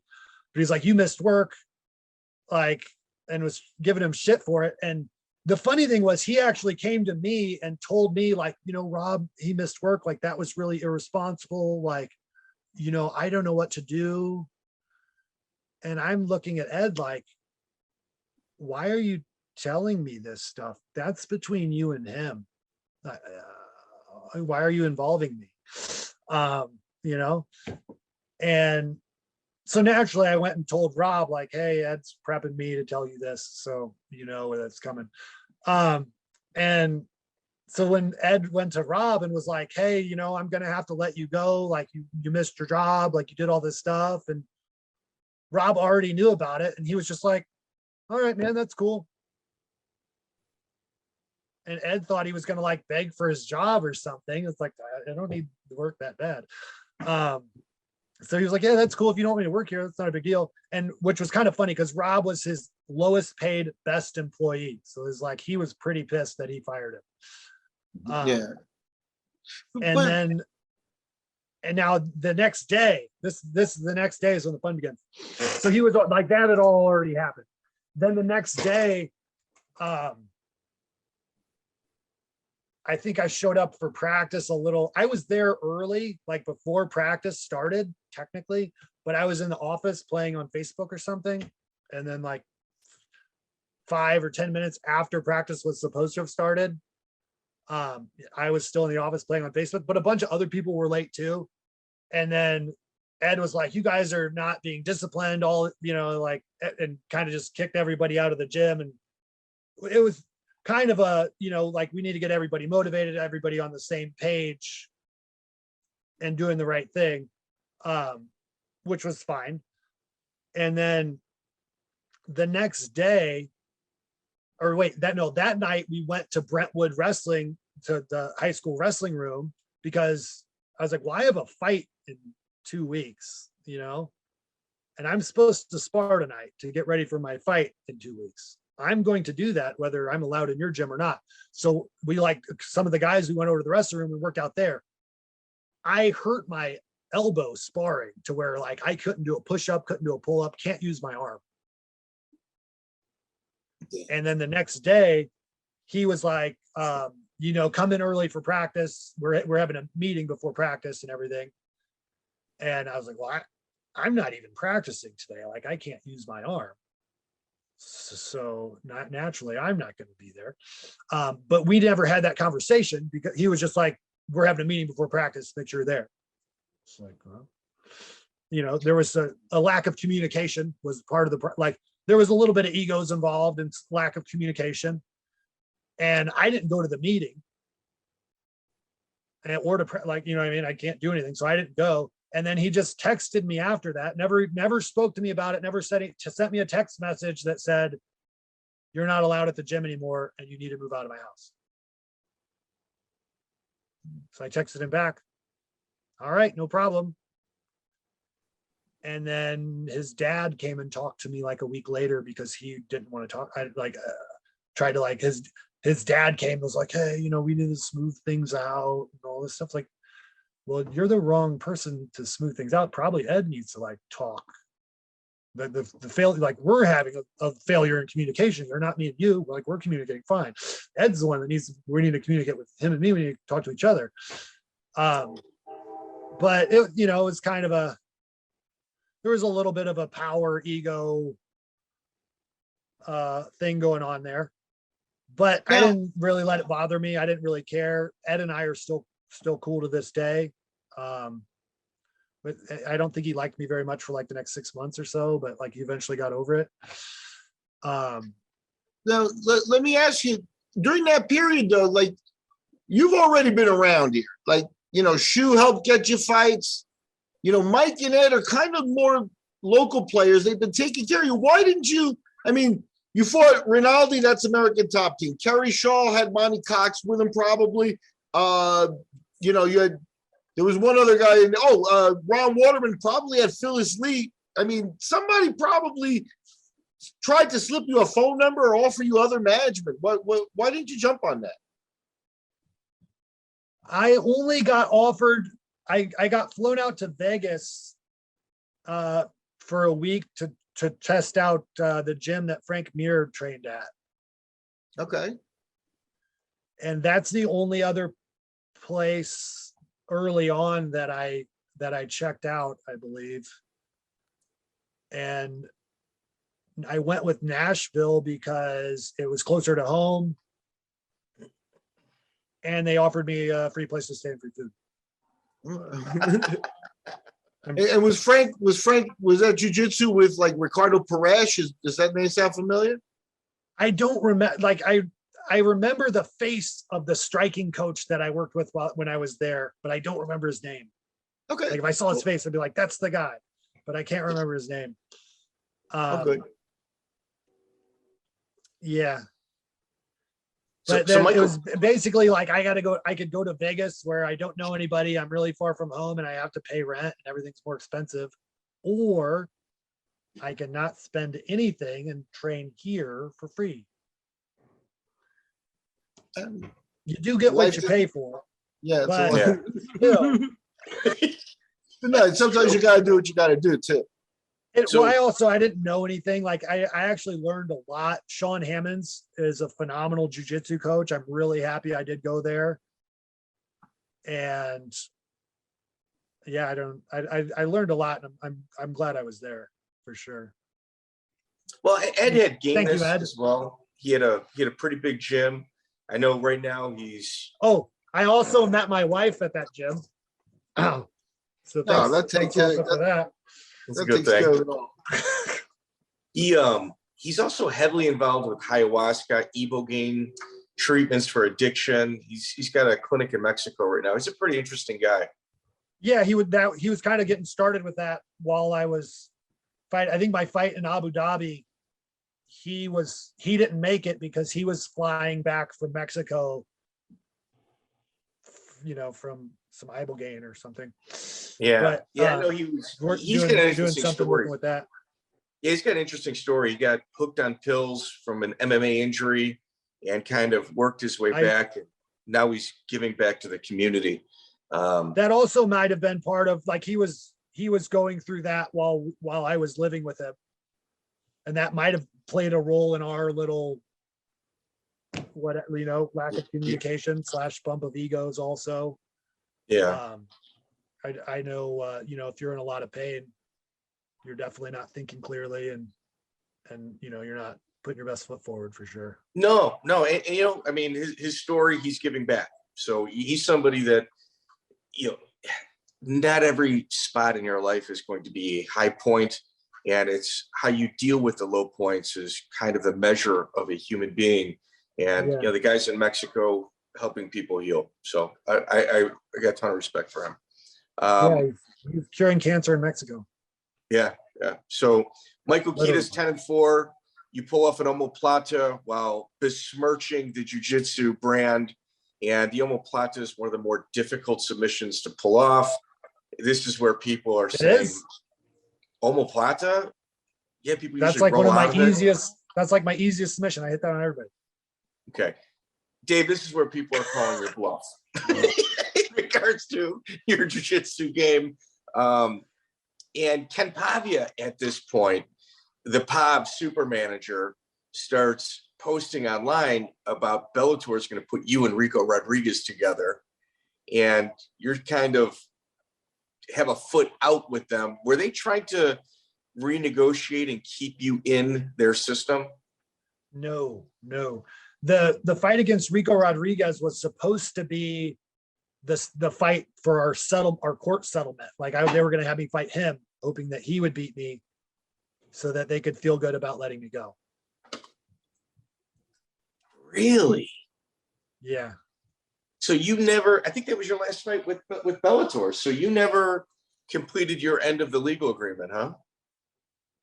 I fought against Mikkel Keita. That was it. That fight ended my relationship with Bellator. How much money did you spend in legal fighting them? I don't know, like 20 or 30 grand. That's criminal. Yeah. But that's how the system works, But I learned from that lesson. I learned a lot from spending 20 to 30 grand in court and getting nowhere. You know what and that's why I moved to Portugal. I'm not doing that again. Screw that noise. I can just walk right over here and I don't have to spend any money.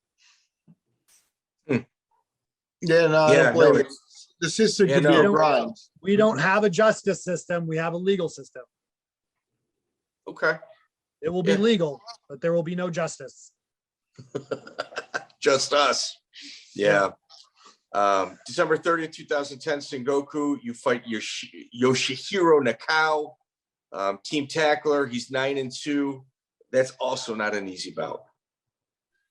No, that was I actually did that was one of my first fights that I actually slowed the pace down a little, didn't try to overdo it,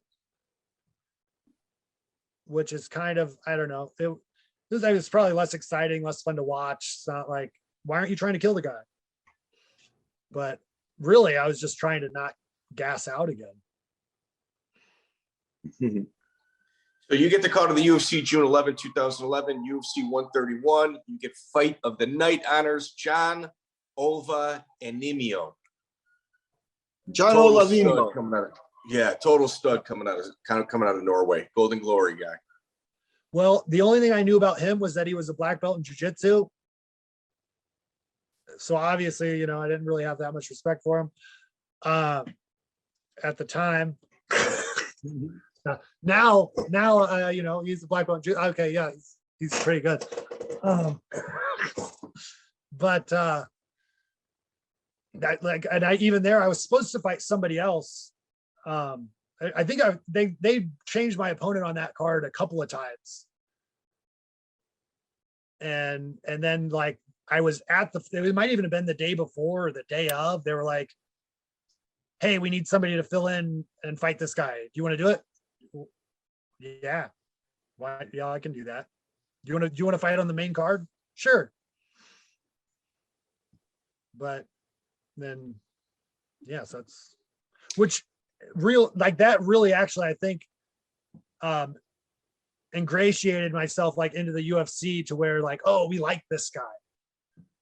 Like, he doesn't care who his opponent, like he'll fight whenever, doesn't matter, short notice, change his opponent the day of, doesn't care. I think that made them like me and offer me more fights. Yeah, but they were always last minute.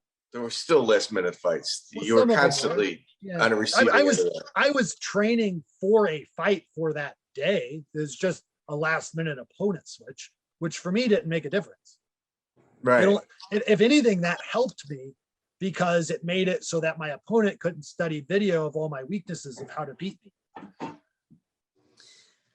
I think it's like, if you don't know anything and I don't know anything, I'm probably going to win.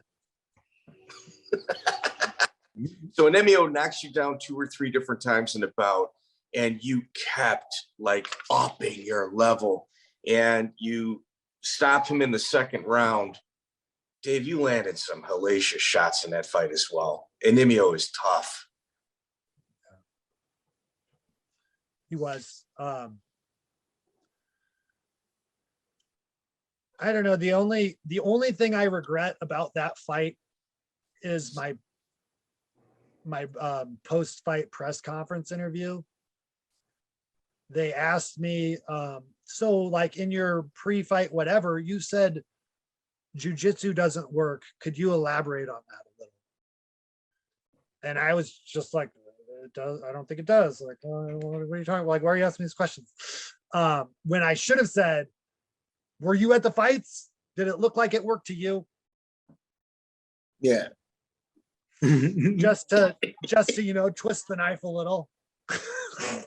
Yeah. Okay. The way you did it looked like you were only being honest. You weren't talking shit. Yeah, I was like, if I'd have known that question was coming, I'd have answered it much better and pissed off a lot more people. Yeah. At this point, I mean, we're looking at UFC 131. We're about 127, like about not 127 fights, 127 events into understanding, jiu-jitsu works.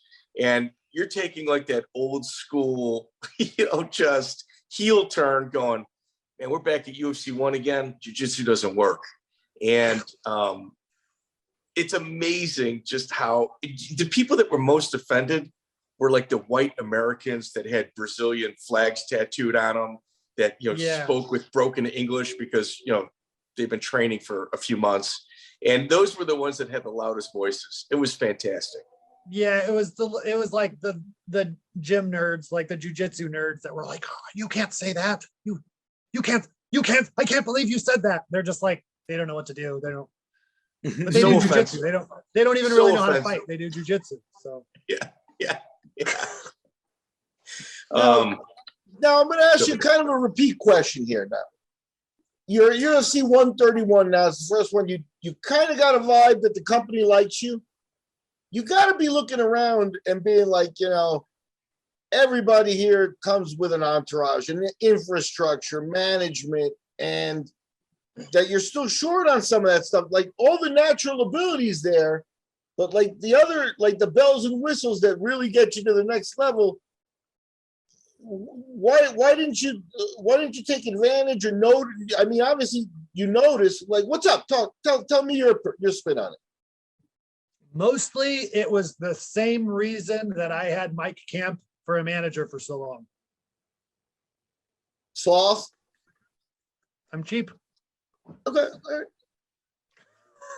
Really? Why would I pay for that if I don't have to? This seems to be working.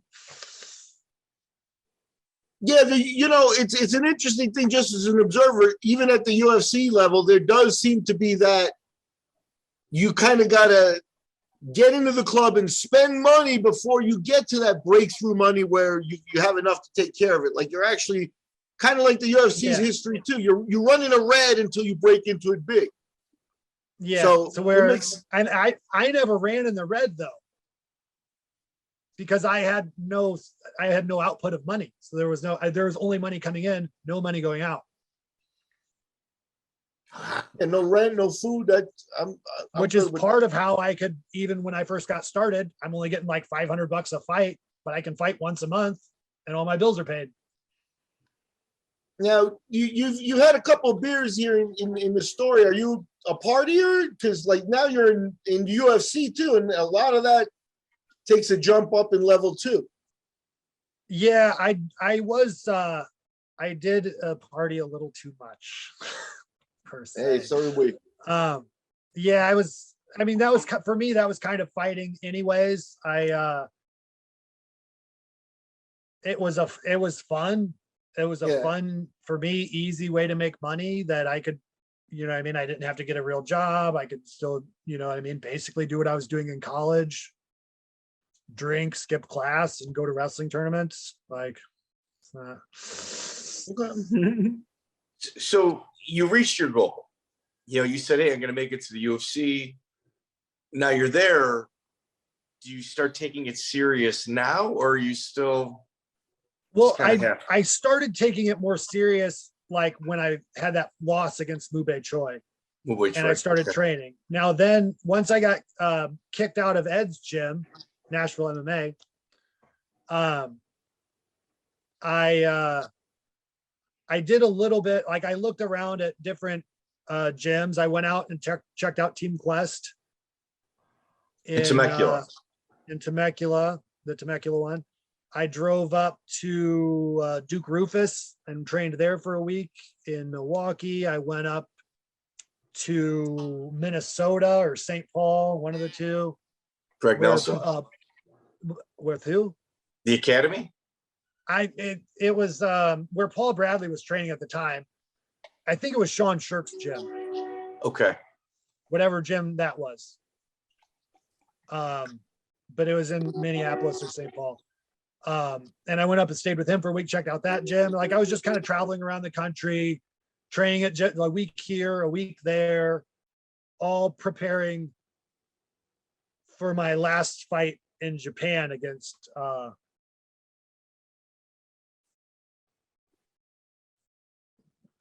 Yes. Yeah, Macau. The guy I wanted to kiss. Yes. You okay. So Macau is the guy, for that reference, that kissed Heath Herring at the face-offs, and Heath Herring knocked him out before the event started. That was awesome. Yeah, that was great. Yeah. That should have counted as a win. That should have counted as a win for him, and he should have gotten paid for that. They got a lot of miles out of that footage too. They really did. Your second fight in the UFC is February 15th, 2012. So you got a long time in between fights. That can't be easy for you. 7 foot tall, the skyscraper, Stefan Struve, Dirty Bob Schreiber's top student. Nice.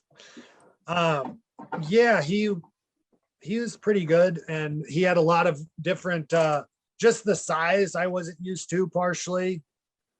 But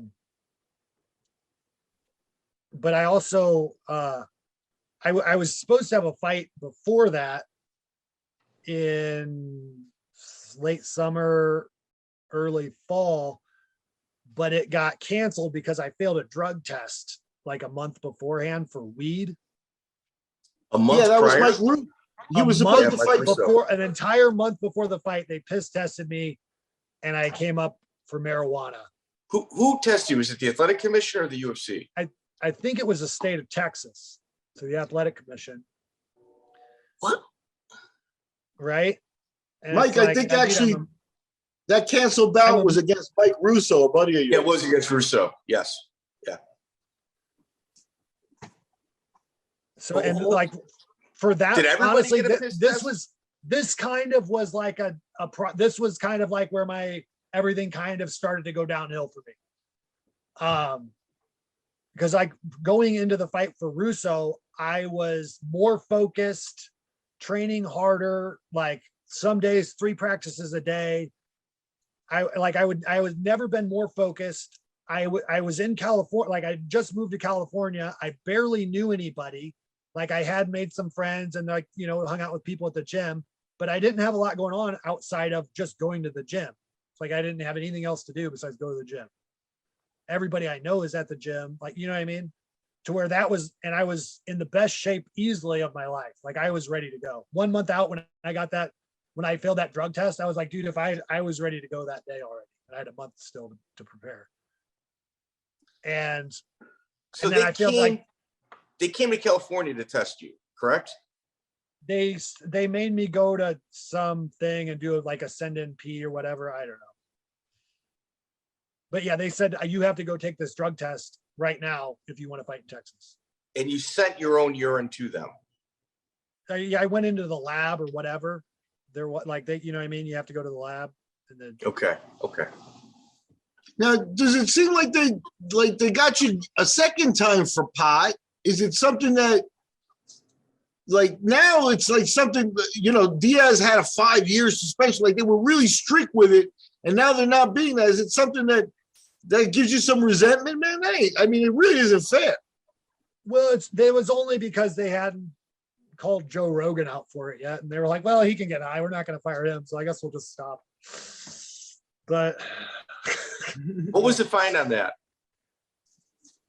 For the marijuana. What? The marijuana. Did they fine you for it? No fine. I just wasn't allowed to fight, and my fight got canceled, which for me, I was like kind of devastated. Like, oh man, I've been working so hard and I'm so ready to go right now. And now I'm gonna miss out on like 60 grand and potentially another fight of the night bonus. You know, yeah. I after getting one of those, like I wanted another one and I was ready. And that, like when that happened, I was just kind of like, screw it. I kind of just like had I worked this hard and I got in this good of shape. I'm going to keep going to practice and keep trying to learn and not waste it. But I'm also going to have as much fun as humanly possible. What were the conversations like with the UFC at this time? What were the conversations like with the UFC at this time? I didn't have any. It was just, you can't fight in Texas. And then my next fight was scheduled in February. Okay. Now, is that something where your suspension just ran out and you just went on and fought? Sometimes they put like, hey, you got to go back in and pass a piss test before you come off suspension. I'm not even sure I got suspended that time. I might have just not been able to fight on that card. Okay, I got you. Okay. That might be. Because then the next time I did get suspended, but I failed the test at the fight for the UFC. Okay. In Brazil against Nogueira. We'll get to that later. So Stefan Struve, you were finding your range in that first round. You were connecting. That's an incredibly tough guy to train for, though. It's like fighting a scarecrow. Yeah, I didn't even train against other tall guys. I wasn't, I definitely didn't prepare properly for that fight, but I also hadn't really prepared properly for any of them yet. And, it had worked out so far. But that one, part of the problem with that, I actually got to the point where I was more or less addicted to weed, because I was like, I did have marijuana sometimes, like, oh, it's the weekend, like I might have a little. But my roommate was a grower and had just hundreds of pounds of weed around all the time, to where I had unlimited weed as much as I want all the time. And I was in party mode. So, I started, partaking a little more here and there.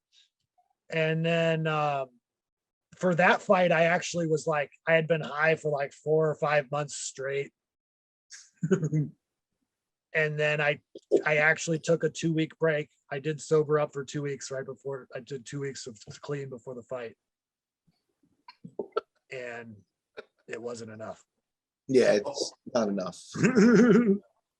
So you kind of get criticized by Dana about your look at this point.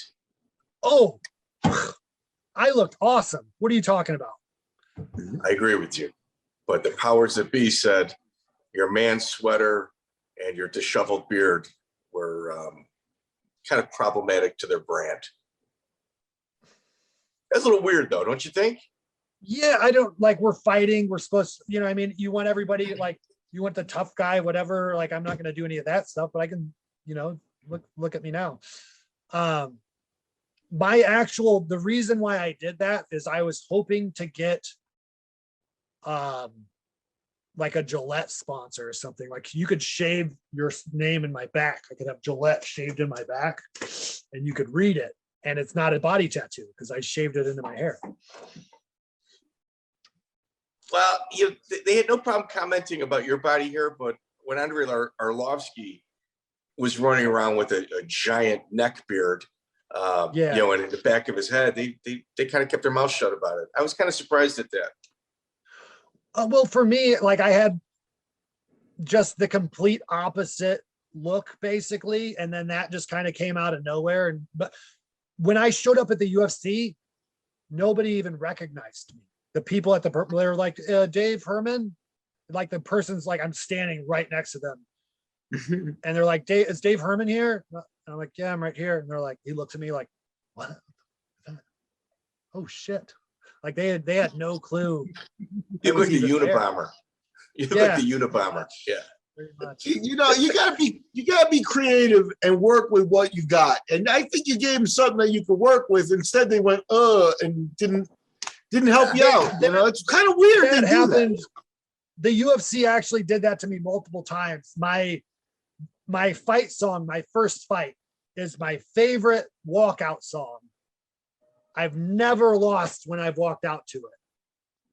And they almost wouldn't let me do it on that card, but they agreed. Which is that the Let's Be Friends? Why can't we be friends?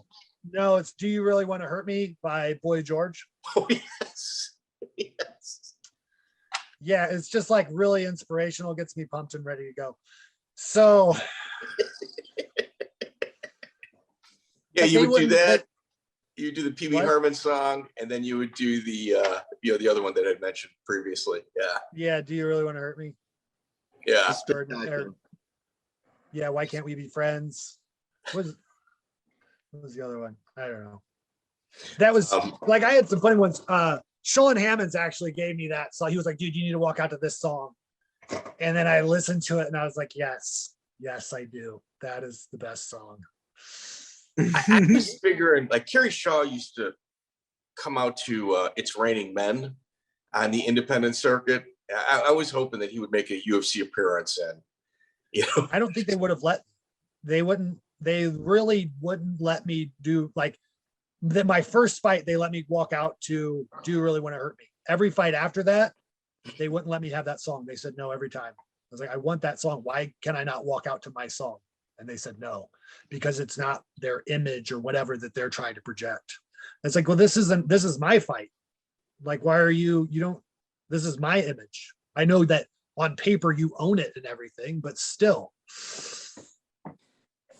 Like today, you got Sean Strickland, you got obviously Conor McGregor, the Diaz brothers. They had a personality here before everybody else kind of figured that route out. And rather than embrace like your craziness and your, I don't know, the ADHD type behavior that you had displayed, they just kind of shunned it. Like it was such a miss, in my opinion. I think they definitely missed an opportunity for sure. And you know, on top of that, at some point, you said you got a good vibe from in the first fight. At some point, I get the feeling that went sour because you do not have easy matchmaking in the UFC. Like none of your opponents. Yeah, Miguel, it even gets compounded. Excuse me, Dave. So here, Roy Nelson, you took this fight on 3 weeks' notice, UFC 146. Yeah. Like you're doing them favors. Which is why they let me stay around for a 4-fight losing streak. They would have, otherwise they'd have cut me way sooner, I'm sure. Yeah, now Roy also used to get that, hey, you don't fit the bill kind of thing. Was that like a loser leave the UFC manager? Like how was your vibe around that? Did they want you to beat him? Or I don't know. I didn't really get that they wanted me to necessarily beat anyone. And I didn't really have I didn't think our relationship soured other than that, I wasn't winning. I was still, always willing to show up. So that's fair. Yeah. Yeah. So Roy Nelson, and it's a hard one. I mean, obviously you're on the losing end and it's under a minute. You guys were both saying one of us is getting knocked out this bout, and he clipped you with a real hard right hand. Oh yeah.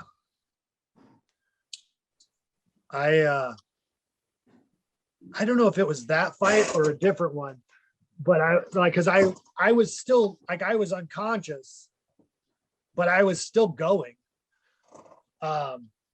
Which I was a little at the time, I was a little dude, you should have let that go a little bit longer. I was still, you know what I mean? I was still okay.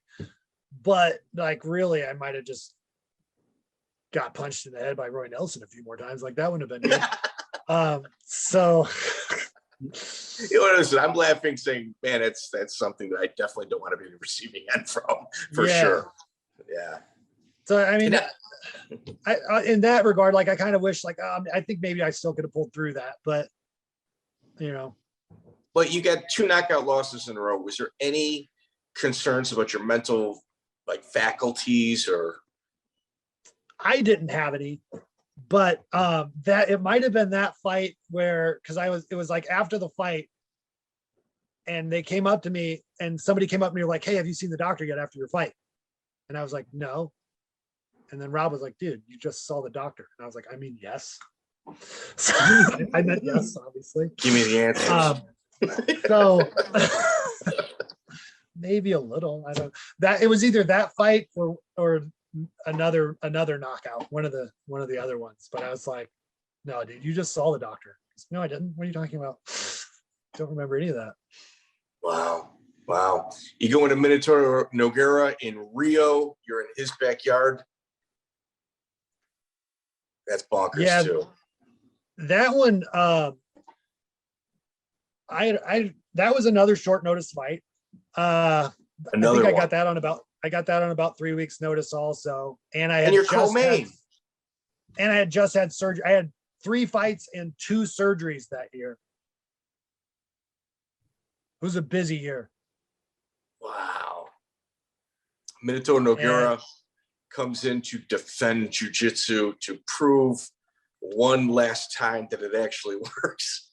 And your promo is saying, it just doesn't work on me. I got, 20 some odd fights, never been submitted. In that fight, I was already thinking oh man, if I don't win in the first round, it's probably not going to go well.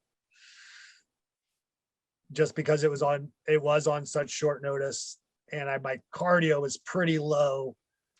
And I was only I might have even only been I was back at practice for a week. And then they were like, hey, do you want to fight in 3 weeks? I just come back from having surgery and only I got a week or 2 of practice in. And they're like, you want to fight in 3 weeks in Brazil? I was like, yeah.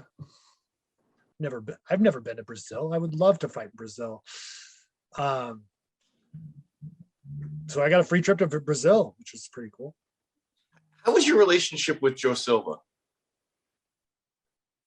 I didn't have one. I never talked to him. Who's calling you for your fights then? Shu, my manager. Wow. They didn't go fighter direct. Wow. Yeah. Huh. So Minatoro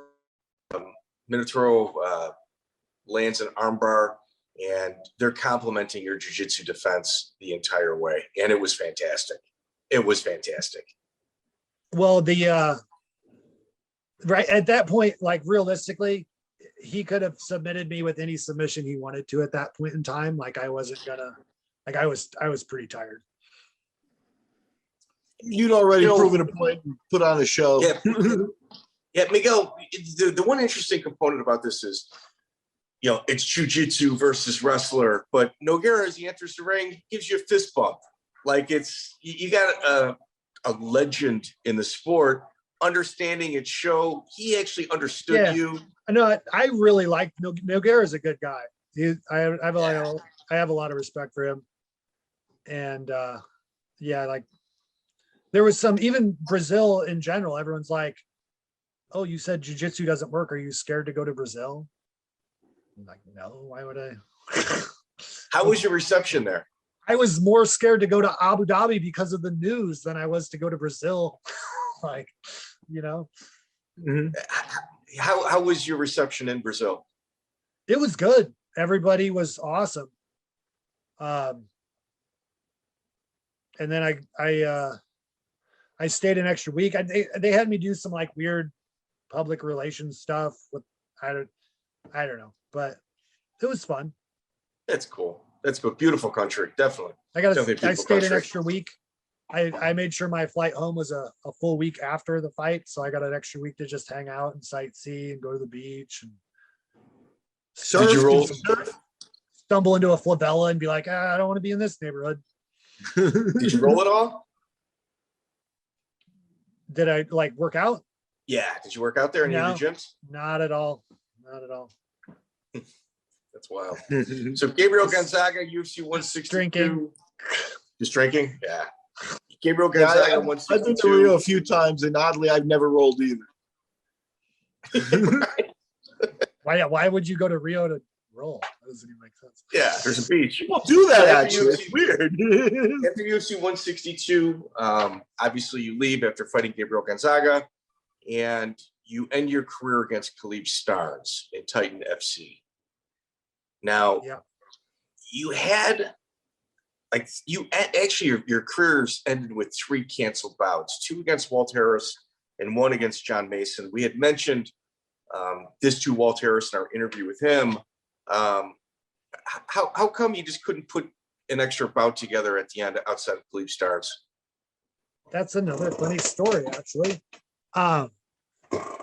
I was kind of already like mentally, I was already checked out of fighting. I'd always said my entire career, I'm going to retire when I'm 30, no matter what. Unless, I'm making like $1 million or like some ridiculous amount of money that it's like, okay, I'll do one more. So unless, I'm getting like multi-million-dollar fights, I'm done when I'm 30. And, I'd kind of already taken this, like I moved back home. I'd already saved up, like I hadn't really spent any money most of the time I was fighting. I was just, living as cheaply as possible and saving everything I could. And I moved back home to, settle down and get a little piece of land, get married, start a family. And like part of that, I was like, what am I waiting? Like, why am I doing this? What am I waiting for?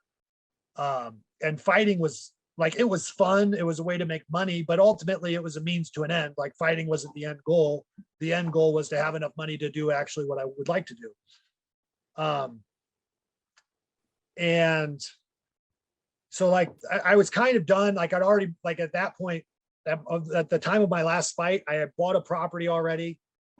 And I bought a building to put up on it. We were like, I'm like building a house. I was in the process of building a house. And was that Shark Fights? Or wait, who was Titan fighting? Right? It was Titan FC. They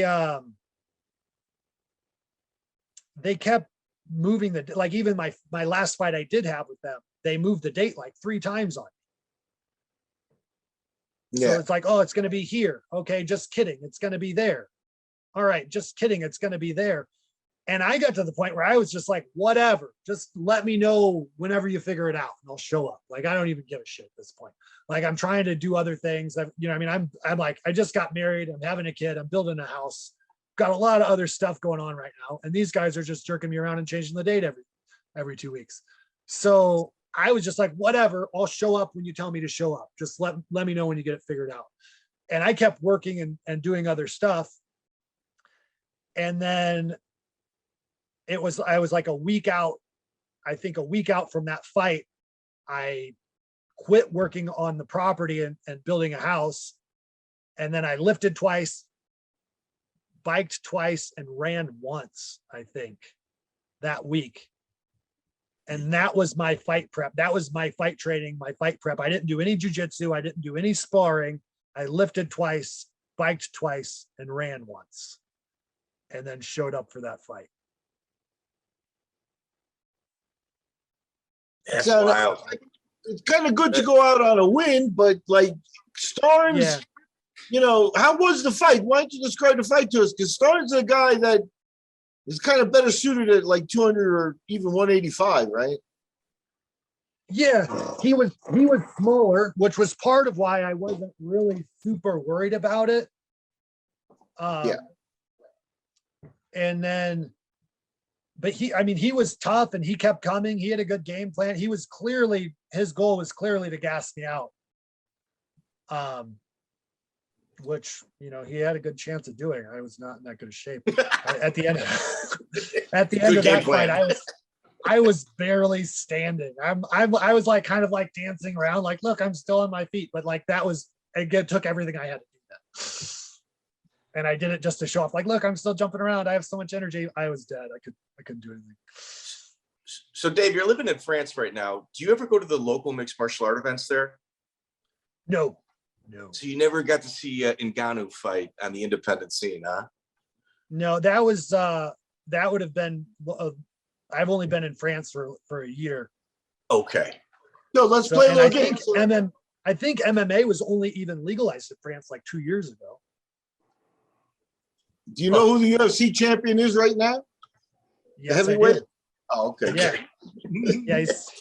He's very impressive. So where do you work out at? I would not want to fight that guy. Where do you work out at? I work out at a local gym. They only have 2 practices a week. And it's like they do like a jiu-jitsu day and an MMA day. It's pretty small. It's not Are you an instructor there? No. Just having fun. I just show up for class. That's cool. Hey, so one last kind of serious question. So you left the UFC, 4-fight losing streak. Sometimes, especially with a guy who was serviceable, they tell you, hey, win a couple, come back. Did you hear that speech? Obviously, you said you had moved on kind of fast, but did you hear that? Hey, win a couple, come back? No, I didn't, but I didn't talk to anybody about it. I obviously knew that that's one route you can go. Okay. But I was kind of like, I'm 30, I'm not making $1 million a fight. If I was going to, take the steps to seriously do that, I should have done that a couple years ago. That boat has sailed basically. That's pretty honest. Could I have still done it? For sure. I was only 30. Like I could have had, I could probably still be fighting today ish, maybe being on the downward swing of it. Well, heavyweight, you're still under 40. A heavyweight, you yeah. On paper, life goes on. Well, partially for me, like, you got old boxers. They're like, twitching and drooling on themselves when they're 50. I was like, that was part of why I was like, I'm going to retire when I'm 30, no matter what. I'm not going to be the guy that's holding on and still fighting when he really has no business even being in there. I thought you were going to be on the Ultimate Fighter. I thought for sure. Yeah, I thought for sure you'd been on the Ultimate Fighter at one point or another. That would have been cool. I probably wouldn't have done it though. At the time, like those contracts were so crappy and you have to basically sign your life away. Especially for the Ultimate Fighter TV show, like they got paid nothing, but you know, so much publicity. That's that's like, oh, you're getting paid with exposure. Like that's not money, buddy. Sorry. Yeah. So Dave, do you feel comfortable? What are you doing now? Like, how are you living?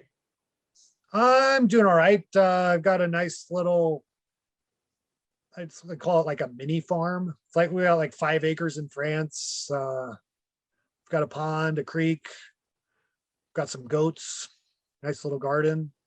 That's super cool. Good for you. Now, your 3 sister kids. is in the Army. Do you was in the Army. Did your family ever come visit? In France? Yes. Or yeah, my sister's been out. She came out in the fall, late summer, early fall. And my mom came out a couple months ago for Christmas. That's awesome. Good for you. Yeah, Dave, you're one of those guys that you're a footnote in mixed martial arts, but if you look at the totality of your work, you're incredibly fascinating. And this is the first interview you've done in probably 7, 8, 9 years. Yeah, it's been a while. Yeah, we appreciate it, man. Yeah, you are hard to find. I'm not gonna lie. Thank you. I'm happy to be here. It's been. Yeah. I've kind of missed it a little. It was fun. No, for Any sure. regrets? Any regrets? For fighting, I mean, I do regret not saying, did it look like it worked to you when they asked me about jiu-jitsu? But that's about it. I got a question for you. You broke in New Year's Eve 2006 in Indianapolis. Was that the most impressive New Year's Eve show that you were on, or was the one in Tokyo a little bit bigger? The one in Tokyo was a little bit bigger. Describe the differences, because that had to be a noticeable moment, especially a guy like you that likes to travel. Yeah, well, just the size and overall venue. The one in Indy was pretty nice though. It was in like kind of like a ballroom with, you know, like it was like a sit down fancy dinner tables. Oh, sweet. Kind of more like a black tie event. Okay. Which was it was kind of cool. Just way smaller. And then, you know, Japan does like pyro and they go crazy and there's like 30,000 people. And okay, but props to Indy. That's good. But when you're in the cage, you don't, you know what I mean? It's the same. Huh. Yeah, Dave, you're a fascinating guy, man. Absolutely fascinating. How was it working out with Dan Henderson? I like Dan. He's a good guy. He's, you know, a solid training partner to have in the gym. Another regret, I probably should have asked him more questions rather than just being present. But and how many languages do you speak? Fluently? Yes. Just one. You don't speak fluent French or Portuguese? I can speak a little bit I can speak and understand Portuguese well enough to get by, but it's pretty bad. Like I can get my point across and I can understand what other people are saying, but it's completely broken. Like I sound like Yoda when I talk. And how's your French? To talk to you, I will. Like, I'm sure it's just sounds horrible. My French is slightly worse than my Portuguese, but I'm working on it. That's excellent. And one last question. So let's say you're sitting around in France on the farm. Wife comes up to you with a cell phone, and you hear that sneaky Japanese shoe offering you a comeback fight. What are you saying? Well, probably not, but I mean, it would be fun. It would be fun to like try it again, but I also need to remember why I retired when I was 30, you know? Yeah. And Yeah. now I actually have, you know, other responsibilities and Achieved a lot. things I need to stay alive and healthy for. So, you know, children. Do you ever use Cool. psilocybin in order to kind of help with your brain function? So no, I've heard of psilocybin. I've heard it, but It's I don't- mushrooms. oh, okay. I mean, you're on a farm. I mean, Mike, explain I guess more. you could Yeah, farm you know what? mushrooms. You look better off. You said you're friends with Ed Clay still. Yeah, Dave, I've- you've suffered a couple concussions, obviously, and Oui. Ed Clay is at the forefront right now. He, Ian McCall, a few other people, in regards to brain study and psilocybin, and they have said that it works wonders in regards to fighting Alzheimer's or brain rot and like CTE. And they say psilocybin, the belief is that it is the key to stopping it in its tracks. Like small, tiny, like every 2-3 days, a small dose of it is supposed to be an incredible vitamin for your brain. Nice. I'll look into that a little. Yeah, cool. Dave, thank you so much, man. I don't We want appreciate- to. I don't want to go brain dead now. No. You've got 3 children. You got another one on the way. Is there anything you'd like us fans, because I definitely was one of them. Is there anything that you would want us to know about yourself right now? What would I like people to know about me right now? I just want to say it was a pleasure to meet you, dude, too, before I let you wrap up. And, you know, we were here on the history podcast, you know, how'd that guy wind up or where is he and stuff like that. You know, I'm very happy to check you off. Retired on a farm in 5 acres in France with a wife and kids. Hey, we don't got to worry about this guy. That's good news, man. Thank you. I did kind of just disappear. Yeah. So what But, would you you know, want fans to know about There was a yourself? warrant. There was a warrant, though. What was I supposed to do? Yeah, we're with you, man. We're with you. Dave, what would you want your fans to know about yourself right now? Well, I mean, I'm still fighting, just not in the cage. And there's most of the things I'm fighting for, you can't everyone knows about, everybody's aware of, like the evil, the corruption, all of the bullshit and lies that we see every day in front of our eyes. But what do you do against it?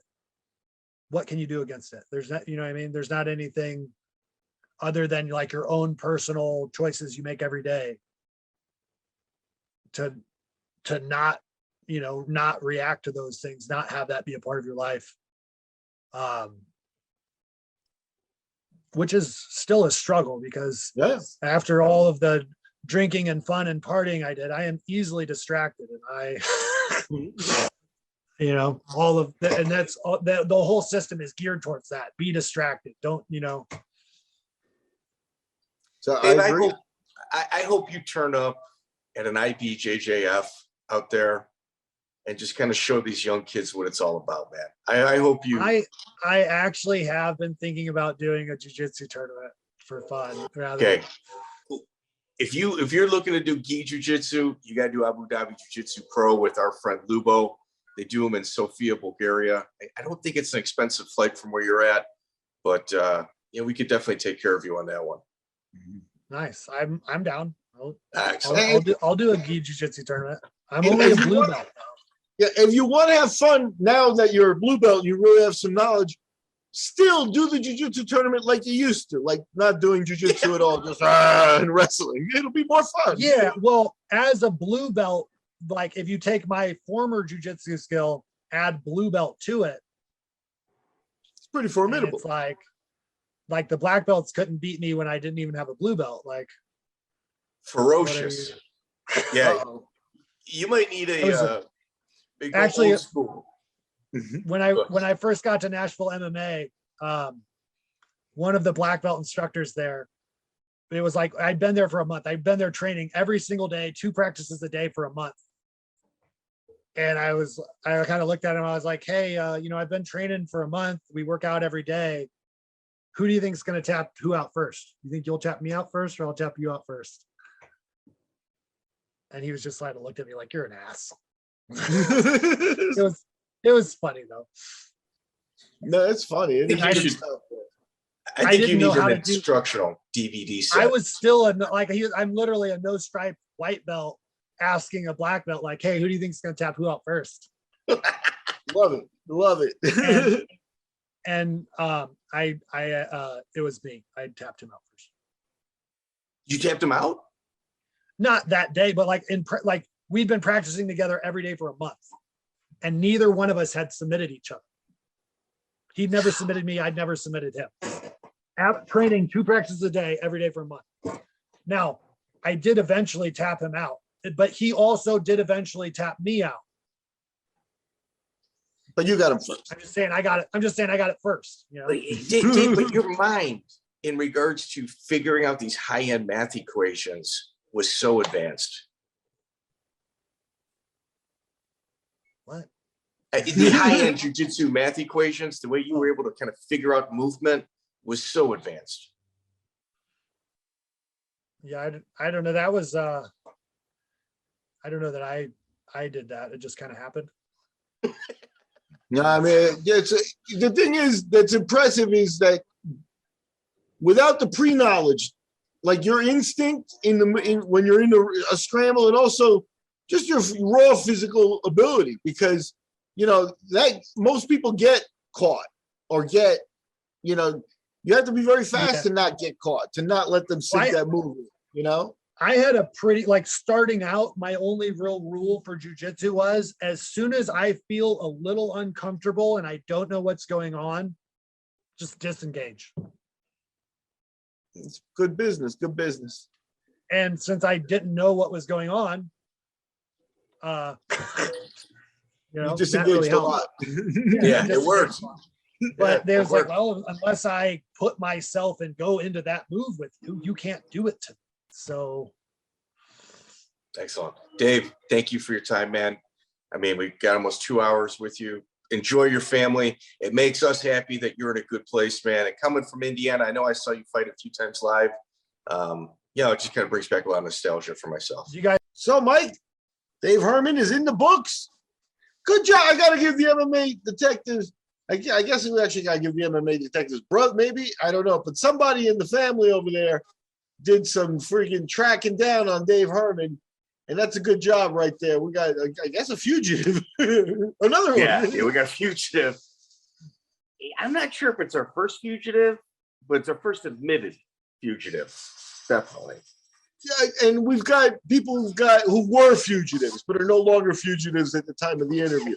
That's another, that's an important distinction, I think. But the thing about it, man, and maybe, it looks like it might be like, a couple punches, or I don't know exactly the whole story. I know it's out there, but are they still looking for this guy? It could be 10 years. This is what happens when you got a warrant out for your arrest. They're not looking for him. But when he flies back into this country, it's going to pop and they will arrest him. If he gets caught driving, he'll get arrested. I didn't really want to get too much into that story because Dave can go off on tangents on conspiracies and stuff like that, which, I'm cool with, but this is more about his career. And he gave so many interviews about what took place, and it's on video, that if anybody really wanted to see Dave Herman get tased by the cops, I mean, if you just Google search his name, it's the first thing that comes up. So it really wasn't something that was kind of a priority on our end. Yeah, let's hope what I find interesting is replace that video. Let's be number one on the Google searches with this interview, please. Let's appeal, Miguel. This is a real good opportunity for us. We don't ask for anything other than likes, shares, and subscribes. That's all we ask for. Give us a comment. Give us a thumbs up. We're more than happy. Us asking for anything out of anybody is very difficult. It's not a simple process on our end. A guy from California, Fred Hammer, who's an avid listener, he drives to work every day in California. He's printing up a bunch of Lights Out podcast t-shirts for us. We're going to be giving these away. Once I have them in hand, we're going to figure out whoever shares this thing the best, no matter where you live in this world, you're going to get one of these t-shirts. Yeah, I don't care if it costs me $50 to send it to you and you're in the Faroe Islands, which I think there's like 2 people that listen there every podcast. You're going to get them. So some people are stepping up and really helping us out. And Fred Hammer is one of those guys. So I want to say a special thank you to him. Obviously, we got Crowbar. That's our guy. My brother Jimmy tracked down Dave. Todd Adkins was also a part of that as well. Todd has been a great tool. He's been helping us as well. So this is about a community. And Fred, man, greatly appreciated. Rather than me telling you privately, I'd rather tell you publicly. So I sincerely, all of us appreciate that. Hey, and we same as always. A shout out to the other hardworking guys like Genghis and Crowbar as always. Everybody's helping us. We're standing on their shoulders. And I'm going to tell you, Mike, Fred Hammer's been my secret weapon with questions for the California guys for a bunch of podcasts now, man. He's a good guy, and we share music interests too. So Here, YouTube comments. A guy who's been behind the scenes that deserves a shout out. Love him. Absolutely. And let's talk about sometimes in the YouTube comments. Vegan Higgler gives a running account of what he's listening to. That helps us with the algorithms. I'm a meat guy. He's not. We've met in the middle. He's getting a t-shirt. The minute I get these t-shirts in hand, Vegan Higgler's getting one, man. I hope he's not a 10X, but he's definitely getting one of them. Yeah, I hope he's not there. I got a conspiracy theory for you. I think he may be Andy Anderson in the pen on an illegal phone that someone smuggled in for him, banging out social media. I got a feeling it's him. Yeah. So we got that'd be fantastic, dude. That'd be fantastic. His knowledge of early UFC stuff is frightening, and it tests my limits. And so anytime somebody like that's on board, man, it's good for everybody. It's good for, he keeps us honest. That's for sure. When a guy like him is mulling over our interviews, we have to be on our tiptoes. That's a good for everybody. Yeah. So Dave Herman. Yeah, Dave Herman, definitely. This is a solid one for us, too, because I don't think that too many people would track him down. And he's very, very interesting guy. To me, he's a guy, I don't want, he did pretty good. He didn't retire with like a bad record or, like go out fighting old or beat up or anything like that. He did it his own way, but he went out pretty good. But there's still like the feeling that there was some lost potential there. Well, yes and no. Like, I think if he took it as serious as he should have, like in a system like, AKA or American Top Team, he would have fit in both of those places because those are hard-nosed gyms, and he was absolutely a hard-nosed fighter. And I think in those two systems, I think he would have thrived, and he would have been forced to understand, like, how serious you need to be. But, like, him saying, well, I didn't take it serious, that's not true. Like, he used to say that, like, in interviews, well, I'm not taking it serious. A guy comes in phenomenal shape, looks like a welterweight. He can throw 200 fastball-type punches around. If you look at Mario Rinaldi or Choi, those two fights, his output, it's like 3 heavyweight fights in one round. Like, so it's not true. Like, he may have been a partier. He may have been having his foot on the gas pedal. He was legit. And towards the end, his chin kind of gave out on him. I don't know if that's from drinking and partying, but I mean, it also happens with heavyweights. I don't know, man. I got a ton of respect for him. I really not only enjoyed that interview, I've always enjoyed Dave as a person. And I got the impression at the end of the day, he won a fight of the night bonus, got paid decent as a heavyweight for some of his fights and stuff. He wasn't a big lifestyle guy, socked his money away. Now he's living on a farm in France. You can't knock that. Well, here, every election cycle in the United States or Canada, which I can't even wrap my head around what's happening up north. You always have like that the outcrop of people saying, if this person wins, I'm leaving the country. Well, guess what? You know, Dave had a real bad experience with law enforcement. No matter what you feel on it, like if Dave had it come in, he kind of put himself in that position, or Dave was the victim. I mean, he certainly sees it that way. And I don't like watching videos like that, so I don't really have a comment either way, one way or the other. But what I will say is, Dave took the ball in his own hands. He put his words where his mouth. He put his actions where his mouth was. He left. You know, he went to Portugal for a few years, and now he's in France. Whether I agree or disagree with whatever took place with Dave Herman that put him there, the guy's legit. Like that was his word. He said he was going to do it. He did it. That's not a kind of guy that's the kind of guy you need a handshake with in order to make an agreement. And his word is gold. Yeah, exactly. No. And it was great tracking him down. And merci, Dave Herman. Thank you. Yeah, Dave Herman. Yeah, fantastic interview. Please like, share, subscribe. Fred Hammer, owe you one, buddy. Thank you. Check out the full interview on iTunes, Spotify, and all major podcast platforms.